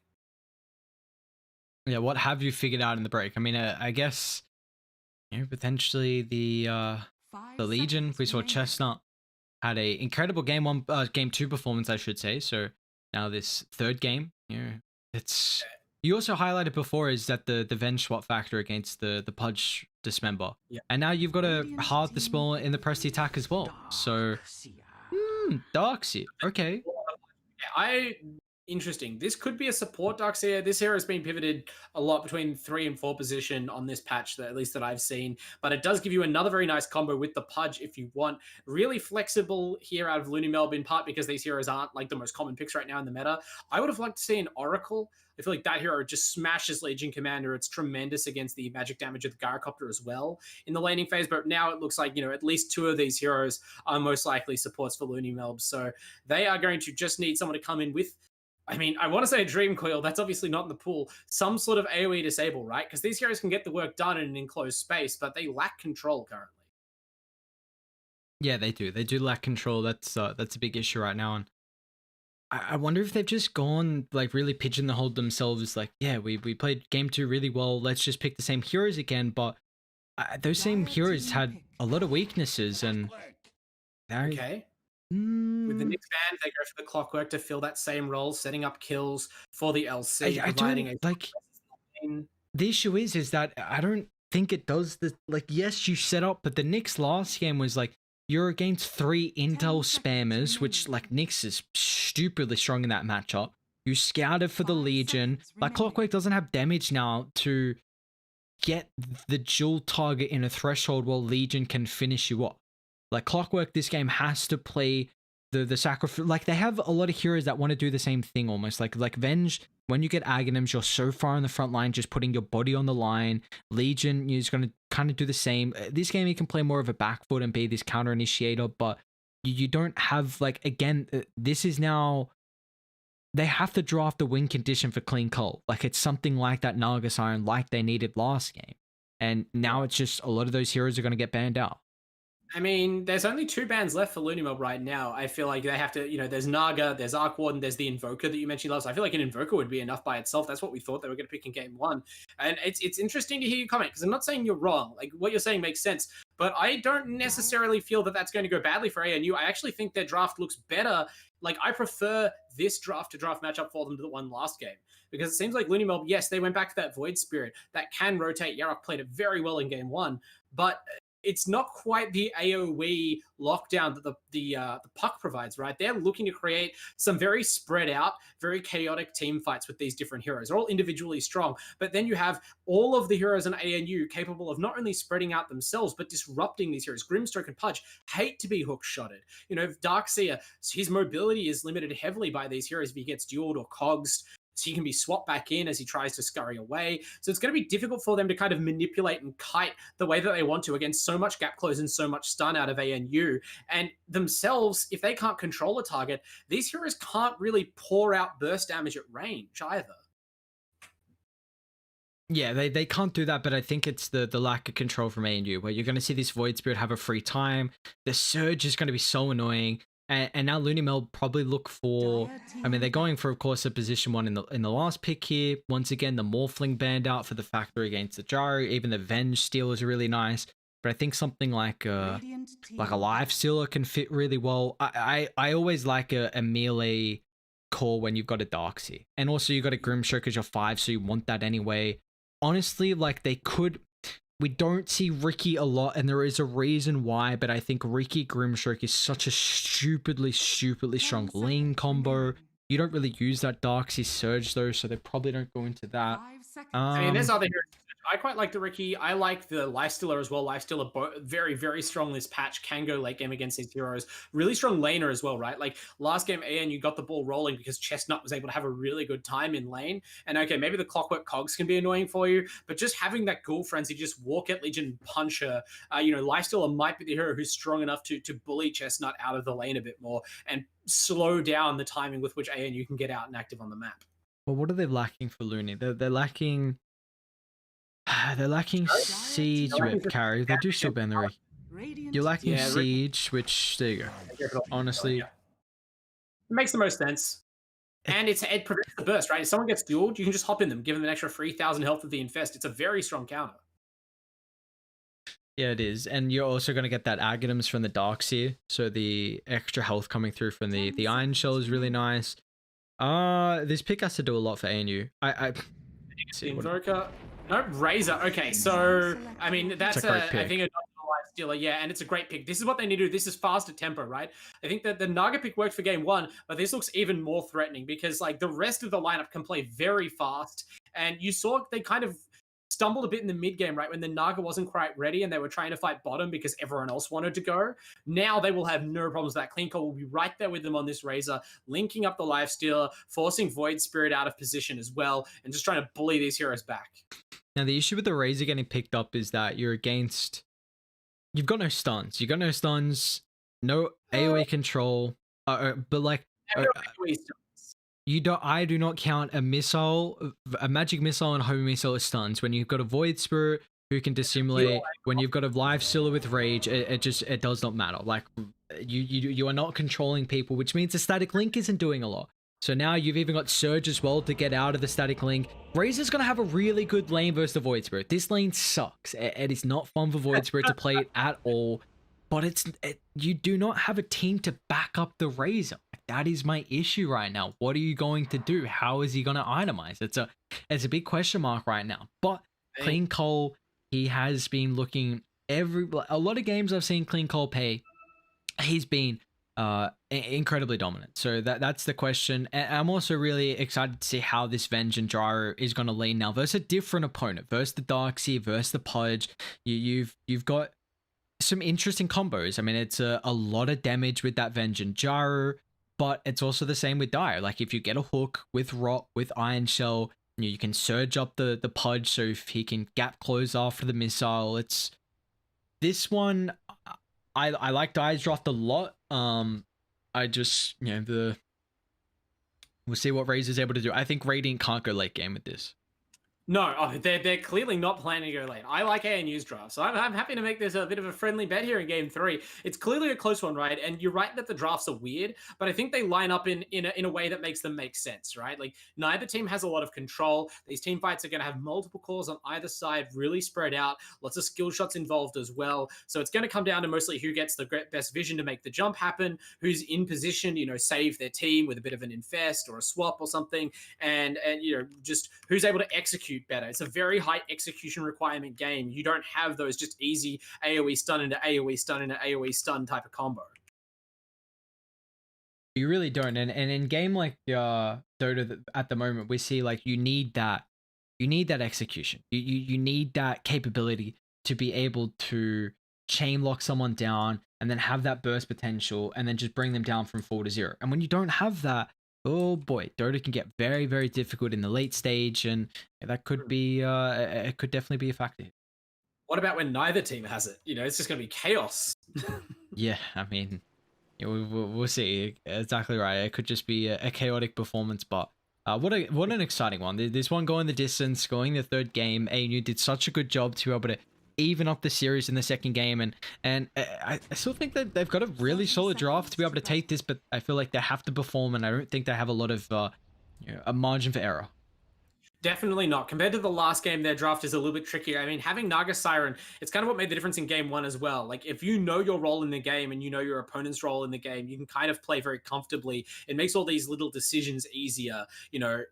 They knew that they had that security to go late as long as they didn't throw and they controlled the map space for clean call. This game, they're going to have to be a lot more aggressive, which brings with it the risk of failure. And right now, they're doing a job of controlling the space around the runes, but they are very spread out. So clean call gets away with it, though, not hooked. There's okay, through the hook, apparently, but it got duked, so good work to avoid that easy death. And in fact, everyone's just going to kind of shuffle on out of there. So a very peaceful pre-rune game here in game 3 for the first time, I think, or no deaths, certainly cleaner than the last one. And just want to thank everyone for joining the stream tonight, of course, as we are playing through the quarterfinals of the the AEL Uni League here, Season 1 for 2021. These two teams represent some of our strongest finalists, and the outcome of this match is certainly going to have a huge impact on how the rest of the finals bracket plays out.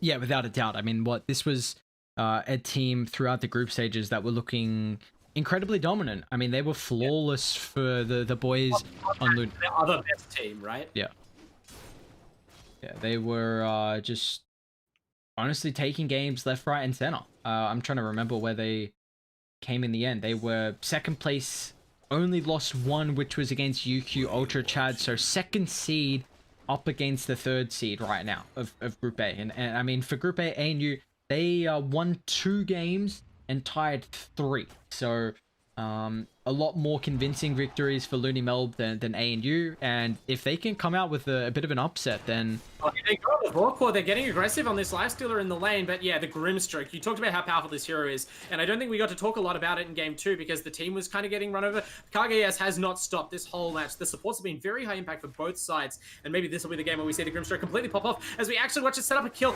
The Stroke of Fate is just such a powerful slow on such a short cooldown that they turn a little bit of aggression from Jay into a few seconds later a kill onto that same Clockwork. Meanwhile, in the bottom lane, it looks like a hook has hit home, or at the very least, Pudge has gotten in position with some rot because Keith on the Gyrocopter, you'll have to temper that Rocket Barrage aggression against this lane, right? The Ion Shell rot combo is ridiculous. yeah, it really is. And when you hit that hook, well, boy, you're in trouble, especially when Darkseer's got the capability to find extra levels. Once he probably hits level 4 with a point in vac, 2 points in Shoal, they're getting aggressive on them down bot, though.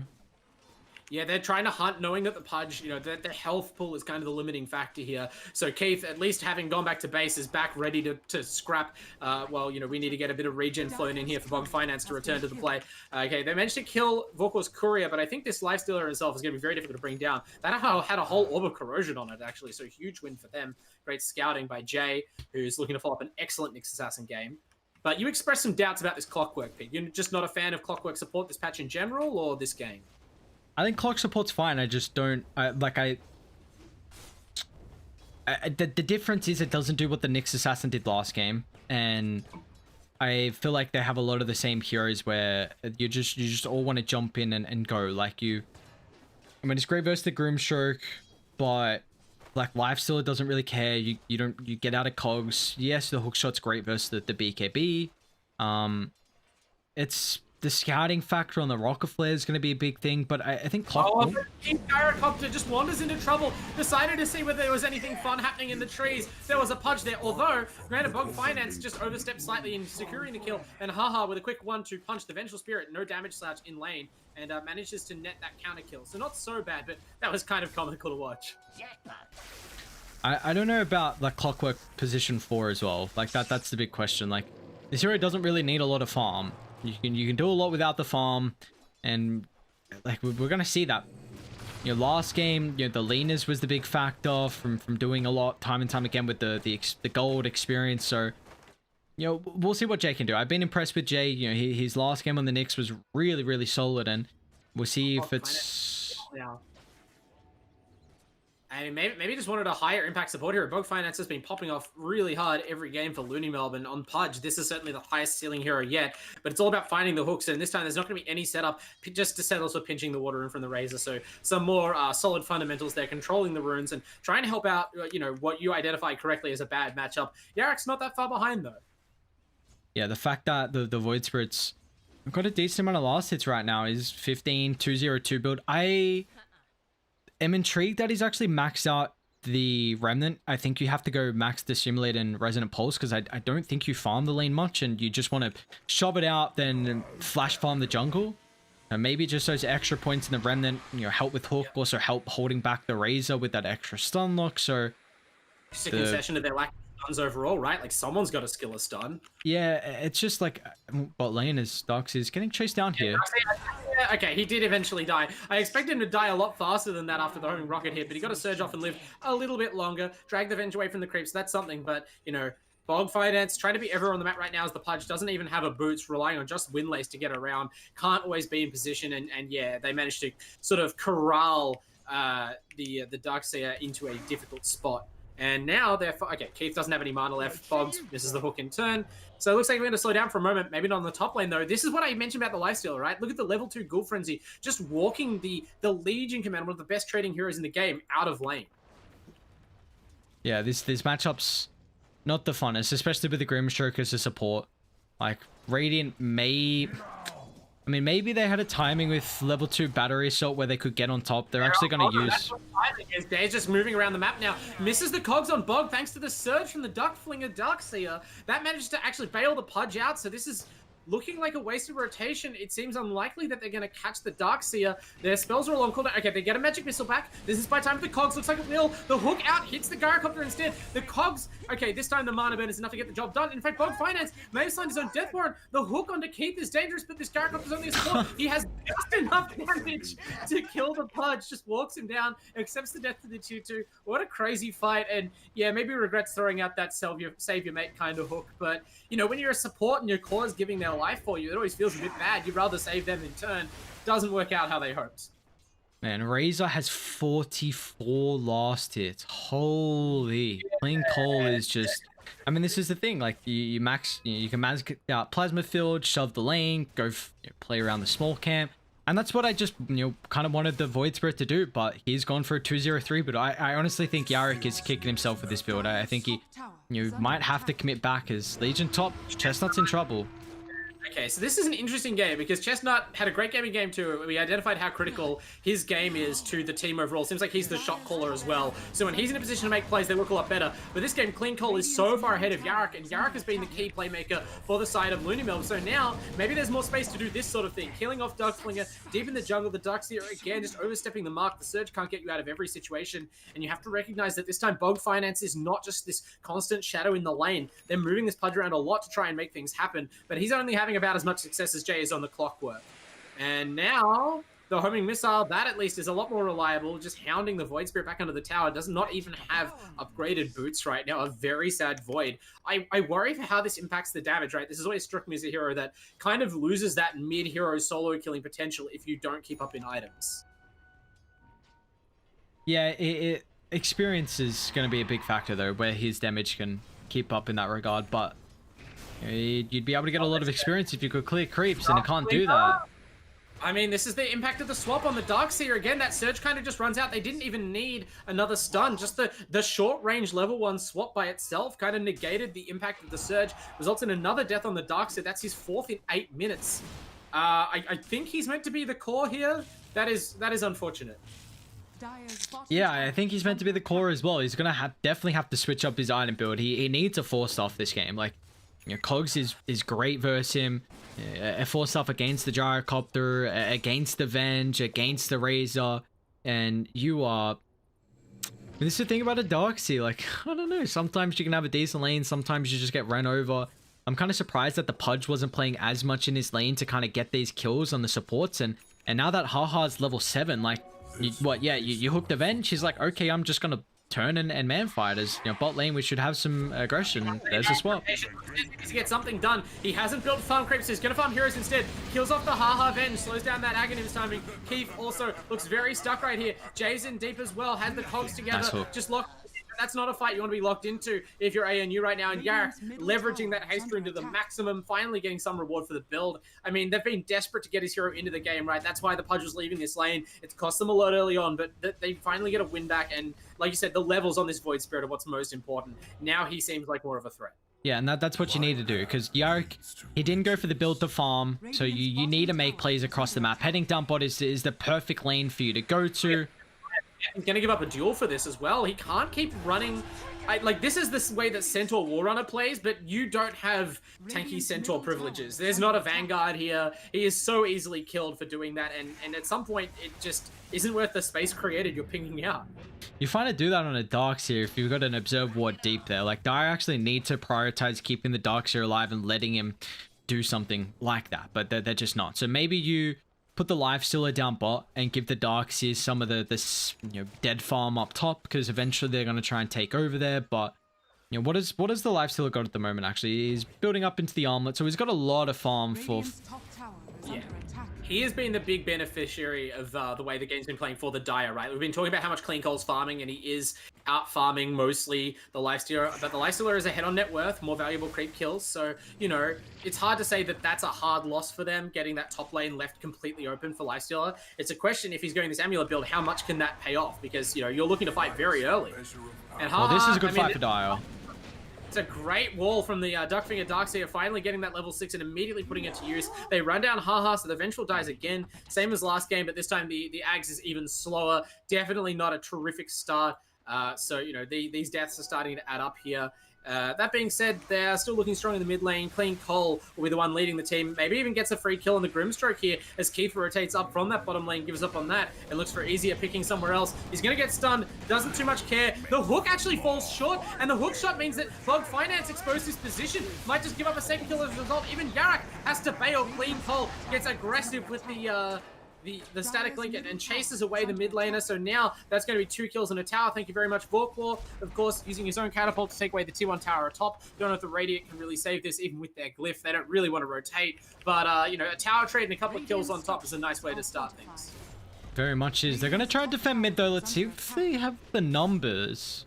While to bring down this tier 1 at least. Kage and Duckflinger in, more supports arriving. Great binding by Kage. He's going to hold them in place long enough for everyone to show up. Bog Finance, can he get the chain eat? He can't because it expires, but at least he gets the hook shot and may not need the eat to kill off Jay. Just walks him down. The Clean Cole wades in. Casts the static link prior to dismember, so he's going to get all that stolen damage. It's going to mean a dual win for Pudge, actually, as the tanky Strength Boy manages to survive long enough, and that's a disaster fight for ANU in the end. The Lifestealer does not even need to show up, and by overstaying their welcome to cut down that tier 1, they give a lot of kills and gold back the other way. I don't know, that just could have gone so much different if Chestnut pressed the attack before the duel. He's making a couple costly mistakes this game. Legion looked really solid in their second game victory, and you know, now he's got 2 deaths early on where he was almost flawless throughout all of the mid-game lost, and now the Lifestealer is going to come over, so you've got a way to be able to take these objectives. Getting tier 1 mid this early on is a big factor.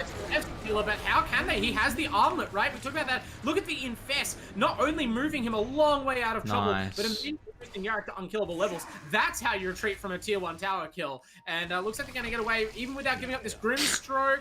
Vorkor intercepts the safety hook, but it doesn't cost them anything. And yeah, like you said, it's so much about how these laning phases go for these key heroes and key players. Chestnut maybe doesn't have quite as neat a bunch of setups from the Nyx Assassin sneaking up to int heroes and stunning them this game, has to find duels in a more difficult way, has less gold to do it because of the difficult lane against snakes, and suddenly this ANU team looks very cautious and shaky again, making some rough calls.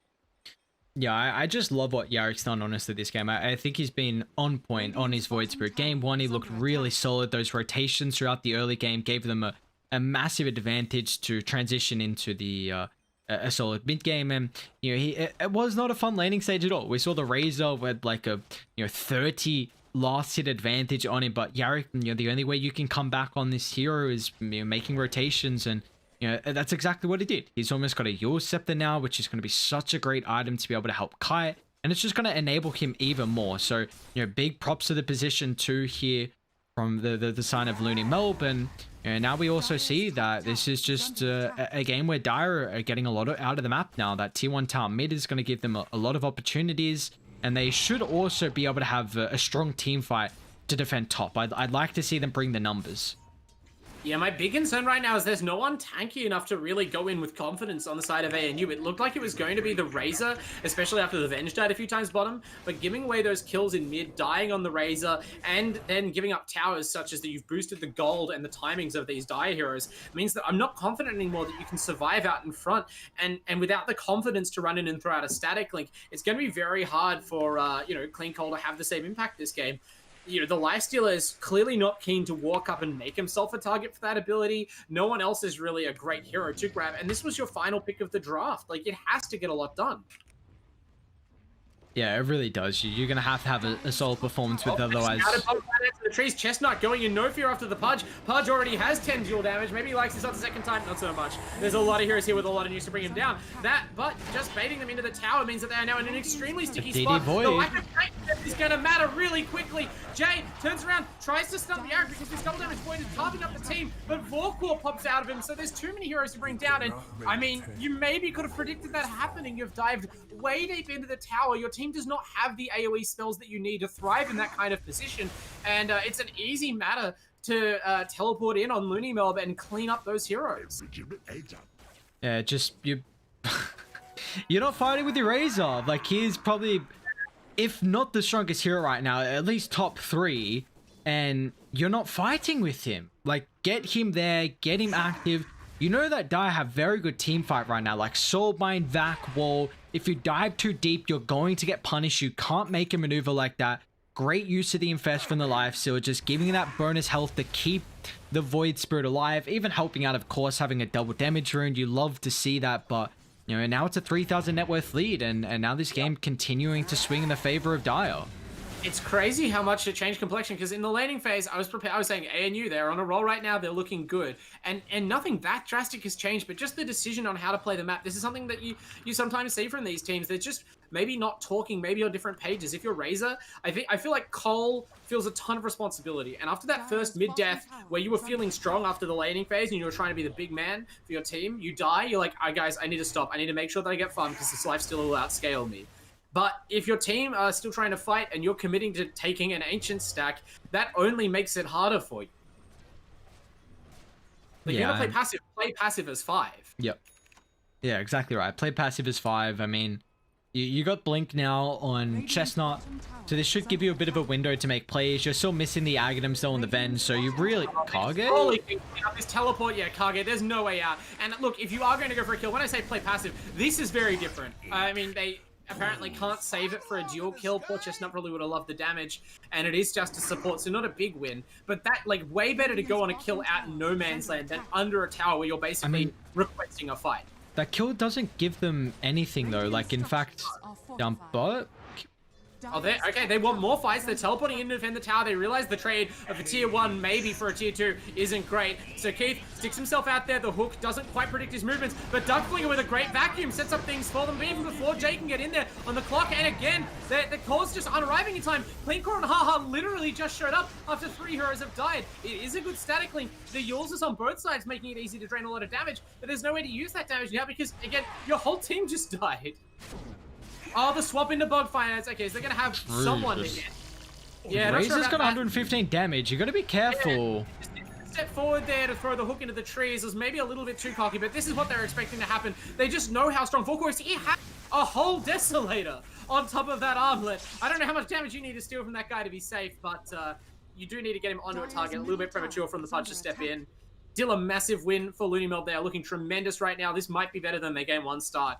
I'm a little bit worried about ANU, not just because of like literally their position on the map and in the gold standings, but from how they're approaching this game. They seem scattered. They do. It seems like maybe they're not playing around Clean Cole as much. Maybe Clean Cole's, you know, not making enough shot calling right now. Like you definitely brought up that Legion Commander.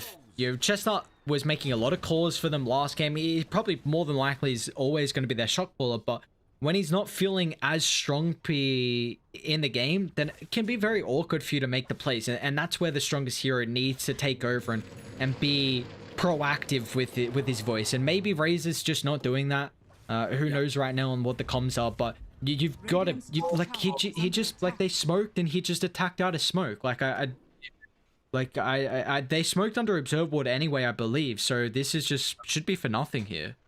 They're just going to dodge it here on Dire. They're confident now that they've done enough winning in these fights. They don't need to be hunting engagements that might go wrong. Even though you know there's a smoke, it's always awkward to take that fight. And they're happy to just keep farming. You know, there's going to be an item timing. There's a basher coming up for Vorkor sooner rather than later. In fact, now he's hopping inside Duck Flinger, so they're going to try and find something. But like you said, the miscoordination on display, even in the small things, is concerning. And Chestnut, I mean, might interrupt me by finding Kage S, but the Grimstroke's pretty tight in the trees. They'll assume he's just backed off, probably.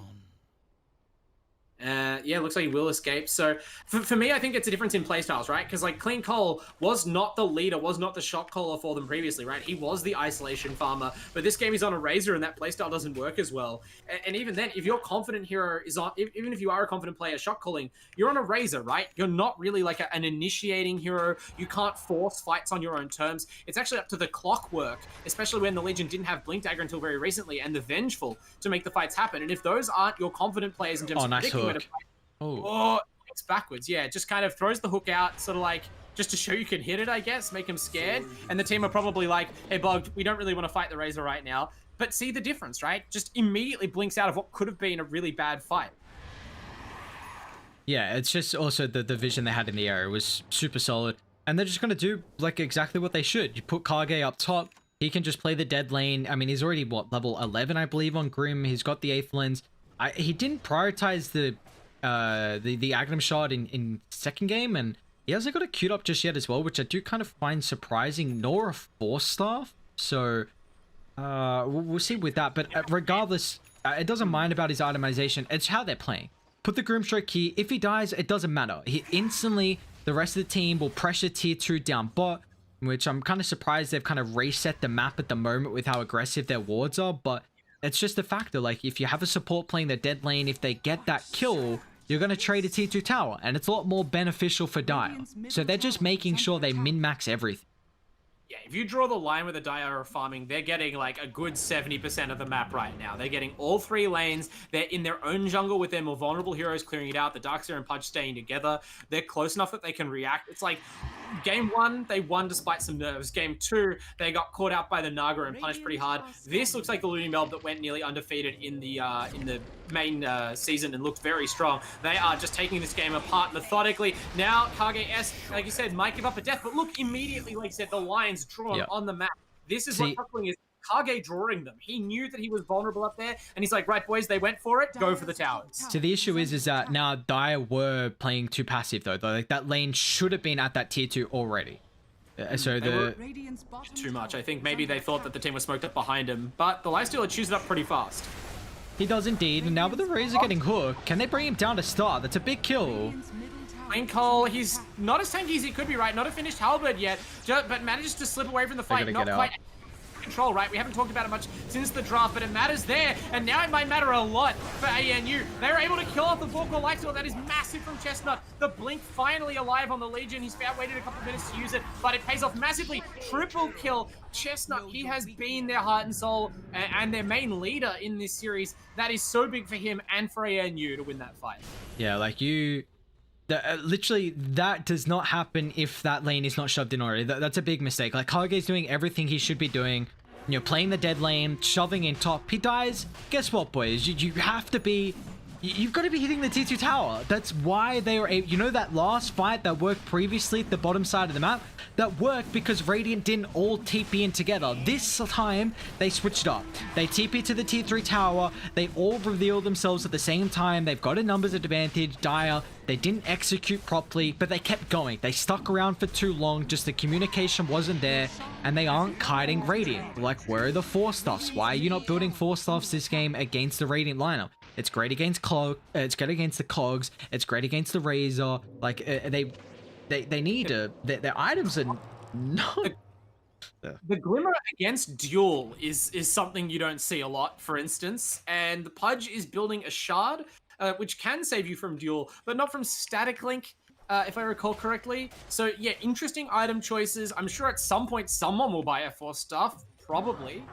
But yeah, like you said, they're making some choices right now that at least for now are not paying off. Whereas Jay going for that rock solid Solar Crest, pretty brainless item choice for the 4 position these days. You know, the Void Spirit will have an Ag soon, which is some more precious control and in a match where it's really lacking on both sides. But yeah, I mean, this Pudge support pick, I haven't liked it. I thought it was going to be a core. Bogged Finance, not saying he's played it badly, but like you saw it in that fight, right? Hook the Razor almost baited your own team and didn't have the follow-up. If you had an easier to use stun than Dismember, or maybe some save for your teammates, you could have gotten that critical first kill, or protected your life stealer, and both of those changed the outcome. Yeah, they did just pick up the Aghanims here for the Void Spirit, so that could be... Yeah, they're not going to find the Legion. I mean, Yarek's looking, but there's no... The Lifestealer didn't have time to get inside. The too speedy, hasted Void Spirit got a bit ahead of him, so Volkor wasn't hitting during that start. That's not going to be a kill. Oh, it's a nice Grimstone Column, but they kind of run into each other for the binding. But again, there's just no follow-up. I think you had to slow down for literally 1 second and let your Lifesteal hop inside you. Now there's going to be a counter initiation. Really nice hook shot from Jay on the Clockwork. He's being quiet. It hasn't been as good as the Knicks game. You can't really ask for as perfect a draft without cooperation from your opponents. But he makes it count there. Maybe playing his way into it now. Has the Solar Crest buffing up the Razor, who's running down the Pudge. This might cost him his life, but there's limited amounts of burst out of the Void Spirit, taking some time to kill this tanky Strength Hero. Meanwhile, the Razor is loose in the backlines, even chasing the Lifestealer away. And the multi-core lineup of ANU starting to pay off. The duel works to hold up, but it's a nice disable. The wall works out. This could be the turn. Yarek's back in. Clean Cole though. No one's hitting him. He has the Aegis just running around. They have to ignore him, but they also can't really ignore him. He's been wreaking havoc, and Yarek is about the only one who's mobile enough to avoid him. Does get a nice kill on the Venge, but that was the last of his juice. His mana is all gone. Can he escape? He cannot. Clean Cole is the one who cleans up in the end, as the Lifesteal of Volkor slinks away to lick his wounds. I mean, you've been ahead on the network the whole game. That was a zero-impact team fight. Just left immediately, and your team gets mopped up because of it. Yeah, it's just, again, a big mistake. The communication's obviously not there from Dio. You're just committing too far. You don't get a instant initiation to start the fight, so it's very sloppy. You dive too far, it means Kage gets brought down, and honestly for Kage I'd be pretty disappointed. He's like, guys, like, why are we going that far? Him dying cost 2 extra heroes to die as well, and again we're seeing like you don't have 4 staffs. So I guess honestly I thought the stuns was going to be a big factor, but maybe this is just like, I don't know. I'm going to pay more attention now on how Darks is using Surge, but he really should be keeping Surge now for whoever gets Static Link, because they don't have 4 stuff. So you have to now... You've got to switch how you're going to play if you've made mistakes in your item. So it's going to make your game a lot more difficult. So it's just... Dire just have to recognize... And I mean, part of the issue is that Cole is just yulzing anyone who he links in a fight, right? So you can't really get them away. He's always going to get 100 and something damage out of that Yules, pretty much guaranteed. Part of why the item's so strong on the Razor. But like you said, they have to be able to do more. You simply must find a solution. And what they were doing there, just trying to sort of rush and force a kill because you picked up an Aghanims and you have a haste on your Void, like, that's not the way. They need to tighten up. I just complimented them on their nerfs, for God's sakes, and now they're in danger of falling apart. Very aggressive positioning from ANU. Could be a blessing or a curse. Kage-esque, great silence, cuts off the initiation from the Clockwork, but he's too tanky to kill quickly. Oh my lord!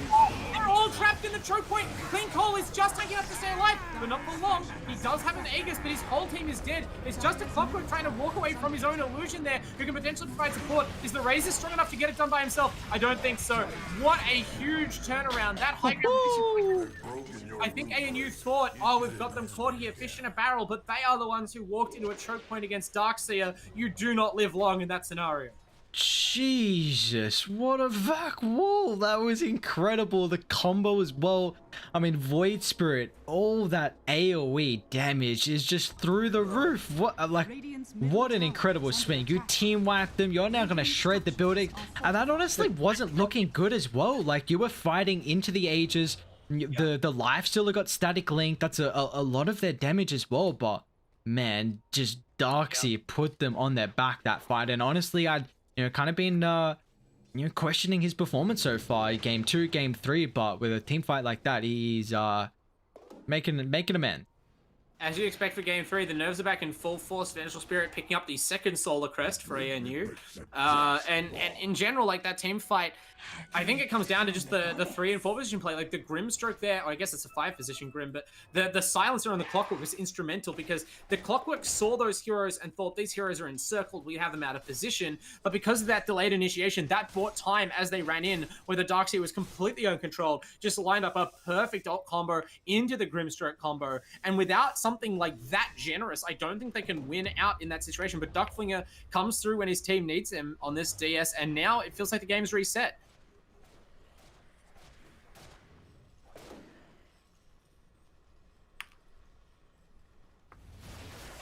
I mean, Clean Cole is building towards a BKB. That will help, but I don't think it's the biggest BKB game. And I almost wonder whether you should have gone to somehow tank up a bit more, gone for a bit more control. Even if you had like a Skadi this game, it might do more for you, right? Because what does BKB get you against Wall, against Pudge, against Lifestealer?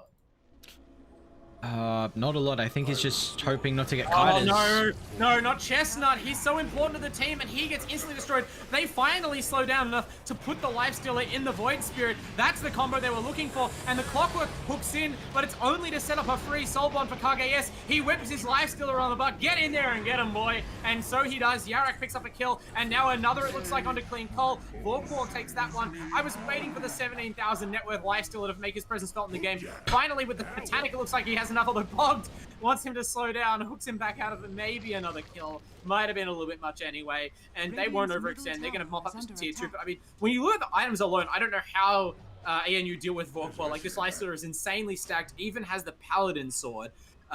They've just been able to somehow kite him around in fights so far. That is the kind of situation that can't be relied upon forever.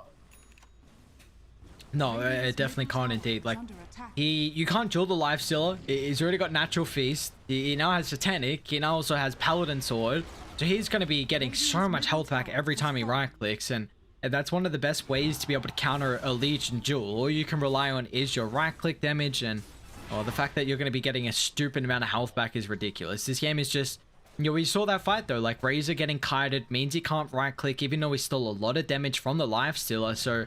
this BKB is going to be at least that factor on allowing him to dish out the damage. Because if it's not him, the Gyro is not really going to do as much. The Clockwork's not as well, and it's definitely going to be the Razor through BKB. But they are just losing too many fights, and it could be an insurmountable lead now with how far behind they are. But the next roast will tell the story.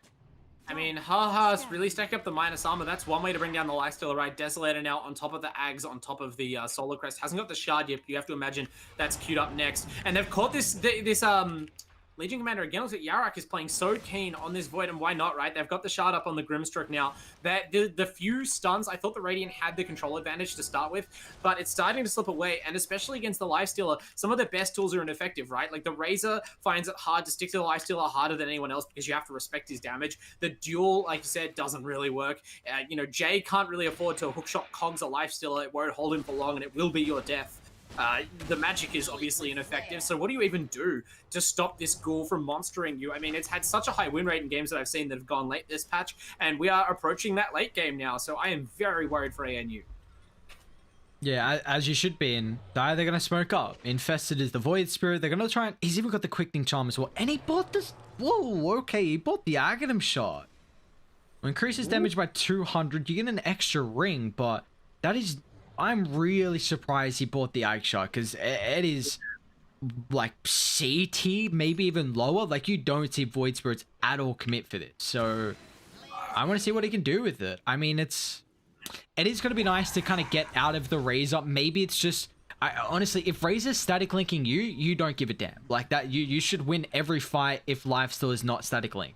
And regardless, even when he is static link, like, they're winning fights. So yeah, I'm intrigued. I want to see what this shard does for the Void Spirit. I mean, it seems like, okay, well, maybe that just signals you're going to go for the Dissimulate stun talent level 25. We've talked about the overall lack of stuns. Doesn't seem that bad, but, like, you can just wait until you're actually level 25 to spend the money on the shard. Goes for it early, I guess. A little bit of extra nuke damage paying off. Maybe just wants to make sure that you can find, like, this Vengeful Spirit, right? This has been a vulnerable point to attack. And Haha has built very damage heavy, right? This is not the tankiest core. So if the Void Spirit can get onto her and blow her up, like, obviously you've got to chew through the illusion as well. But that removes a lot of the damage, and especially the minus armor that makes the lifestealer vulnerable. And Yarrick vulnerable, to be honest. Yeah. Bogfire is literally just hooking his team. He's actually, like... I'm surprised he's not reported. Yeah, I would be reporting my pudge. Hello, griefing in Game 3 of the finals. Paid operator. Can the APO investigate? Like, he's 6'9" and 4.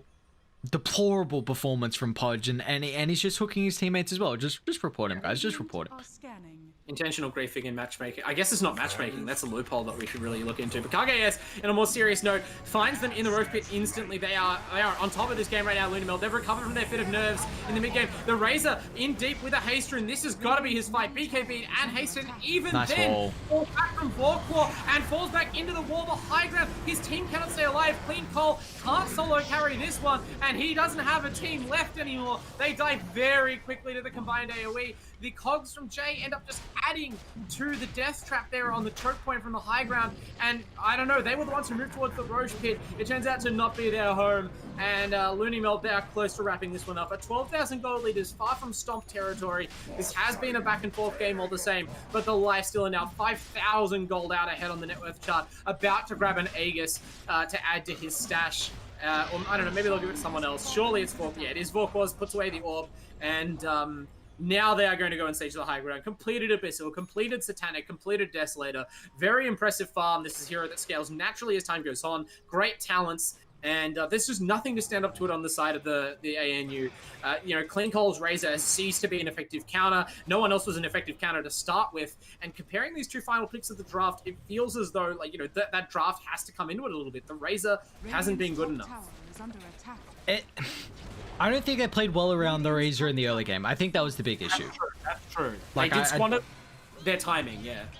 Like, I think it is incredibly strong draft for the Razor. I don't think they played well with it all. I mean, you see Clean Cole is doing a lot in these fights still. He's doing his job. He's linking the Lifesteal up, but they don't have team fight. This is the issue with their draft. Like, last game, the reason why it was able to work so well is because they lead the hat. And now they're down 15k, and now their weaknesses are getting highlighted. Yeah, the lead they had and the late game insurance of the Naga, no such insurance this time. It only gets worse. Especially duck wall every fight. This man toggle on mid-game. Can you get aim hacks for Vac wall? Hits another 4 heroes, and this looks like it might be the last wall they need. Although the presence of the fountain, just all of the towers and the general vision of the base is giving a little bit of extra life to ANU, and wisely, LoonyMelb fall back. They are not throwing this lead. No, this is Game 3 of the finals. Even Bog Finance can be serious when there's stakes on the line, and they just take a clockwork kill and leave. And that they do. I mean, Yarrick has got 3,700 health as well. He's chilling in the health pool. Yeah, Infested has 4k, which is absolutely insane. Infested and Ion Shield, actually. He's only 2.8k naturally. Only, I say, as they charge into the base and roll over the one position, might I remind you, Vengeful Spirit, who's just had a non-game. This is definitely showing you why it's a fringe pick and not, like, the core of the meta.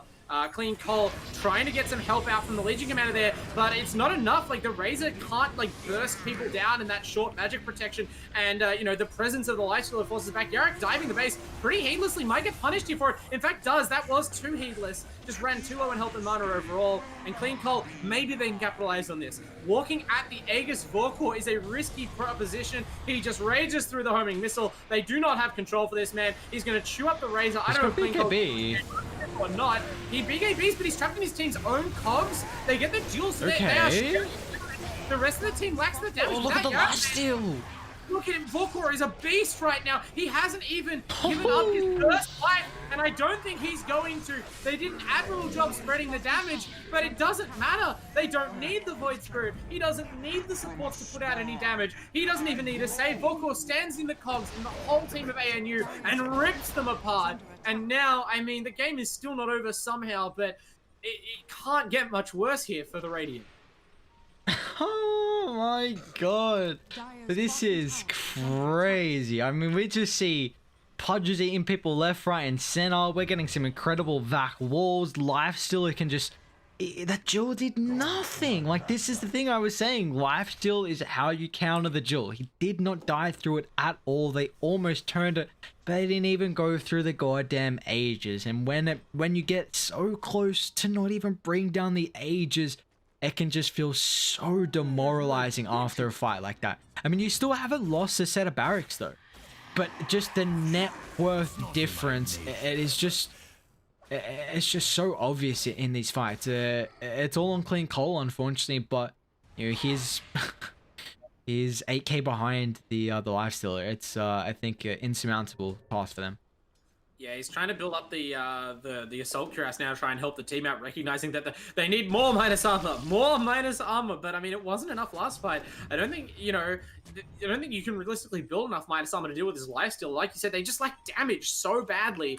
This chestnut, like Legion Commander, they live and die by it. In game 2, it looked great, but this game they have a little bit less burst. The Razor can't output the kind of like instant damage that the Naga can. The Nyx versus the Clockwork, I think you've harped on more than enough, and it has been a really massive difference this game. They just can't get the same damage onto the dual target, and as a result, Chestnut has lagged behind massively. Now he's in a very sorry state.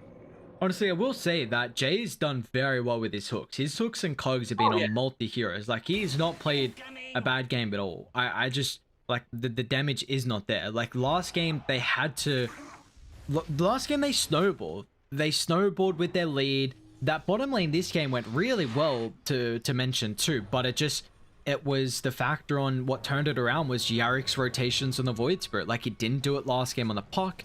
This game he did it on the Void Spirit. Is 8-2 and 23. Any teams that are watching have to keep in mind on Yarrick's Void Spirit now heading into the later stages of the playoffs, because I mean, you're 22,000 ahead. You know, we don't want to jinx it or we don't want to say it's over just yet, but regardless of, you know, lower bracket matches or upper bracket matches, you got to keep in mind, like, Yarrick in game 1 and 3 has just looked on another level on the Void Spirit than some different heroes. And, you know, they just have such an item lead right now where they can just continue to delay it. Even though they don't have the ages, you know, that you can now walk up high ground. Yeah, I mean, it's not just him. Obviously, Darkflinger on this Dark Series fighting some massive back walls after a rough start. Vorkor's making the lifesteal look as broken as I feel it is on the patch.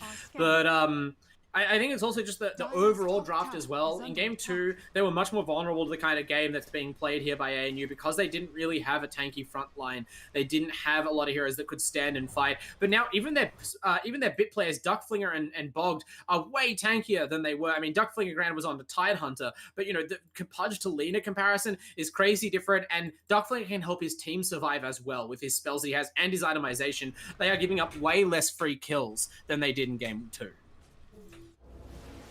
Yeah, they are. They're definitely just the kills aren't coming through as frequently, just not flowing, unfortunately for them. And we'll honestly surprised that they're waiting for Roche, but I guess, you know, this is a game 3. They're just gonna make sure that they're not gonna throw this one. They want to make sure that they close the distance. And I mean, he's 12, 1, and 11 on the lifesteal. Okay, let's see how to Radiant start the fights. I think you have to kite the lifestealer. You got to kill the Darkseer. Like, Darkseer has to die. So that's Legion's got to initiate. The issue is you don't have burst potential. So, you know, Razor needs a little bit of time to soak up that damage. Maybe it's I think you have to swap the Darkseer and kill him. I don't think you can possibly win a fight where you start by going on Vorkor. And it's not easy at all, right? Because you look at Duckflinger's positioning very defensive. He even has the Arcane Blink now, so no need to be anywhere near the fight. But, like, yeah, if you go on a Vorkor, you die. You can't kill him and his team supports him. You have to try and pick off 1 or even 2 of the cast around him somehow without getting fully engaged. Then maybe you can look to kind of reset onto the real target. But like, you can tell what a tall order it is that we're describing here for ANU to try and win a fight. I don't like what I'm watching the Darks here.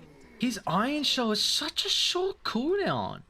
He has a spell prism. What? Yeah, but like what? It's so short though. He's got Arcane Blink as well. Like literally everyone, it looks like, has a shell, which is just ridiculous. You get, you know, what, plus 300 health, I believe it is.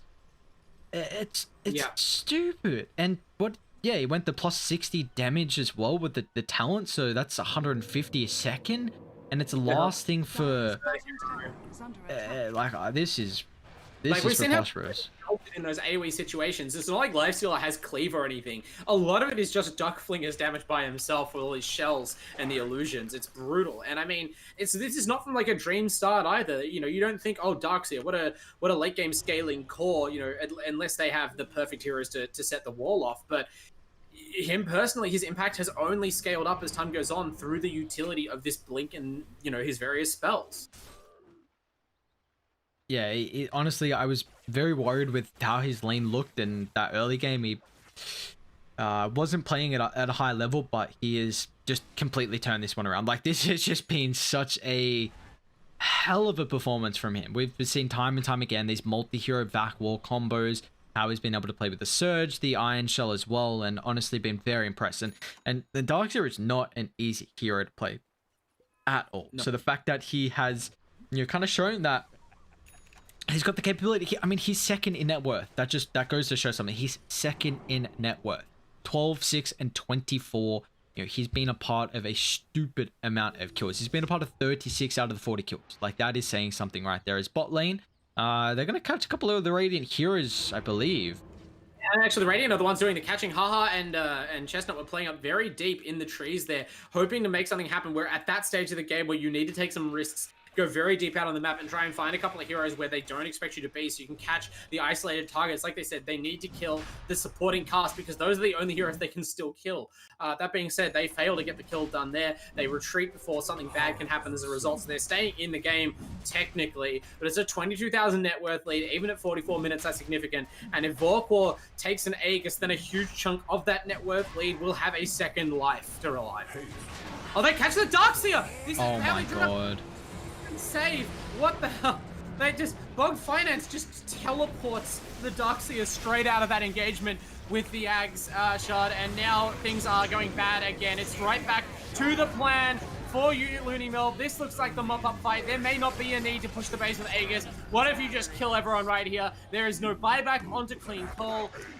In fact, there's no buyback on either the 1 or 2 position. The hook will prevent Chestnut from dying, and at this point, I'm confident that that was intentional. Bug Finance, he giveth, and he also taketh away. But it looks like LoonyMelb have takeneth away the upper bracket chance of ANU at this point. Chestnut can only really do so much to drag the creep wave, and Yarak won't even let him do that. Misses the Remnant, but has a lot of... Nope, just completely misscouts it. And I mean, Christ, who cares about a Legion Commander? Just go kill the base.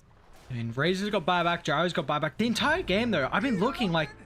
This dismembered cast range is so stupid. Like, it's... That was actually shocking. I couldn't tell what happened. I thought, was that an illusion? But no. He reaches all the way across the room. I don't know. I swear it's bigger than the AoE that's getting shown. Like, he's got 8th lens, he's got Telescope. It's increased range on teammates, right? Is that not the... I mean, I don't know that for sure. I feel like that's what's happening, right? Because the range shown is the offensive range, but the shard usage... It must be. Yeah, okay. Yeah, so it doesn't show the full range of getting an ally. Yeah, because I'm gonna say, like, hang on, I'm missing something here, but he's eating people from like halfway outside the range and like... From like normal blink, like short blink range, eating people. Like, it's crazy. Yeah, and how do you get a kill ever with Duel in that situation, right? Like, it took a while. Great stuff. I mean, look, with Arcane Blink, it makes these sorts of things look easy. I do think the item should be deleted from the game.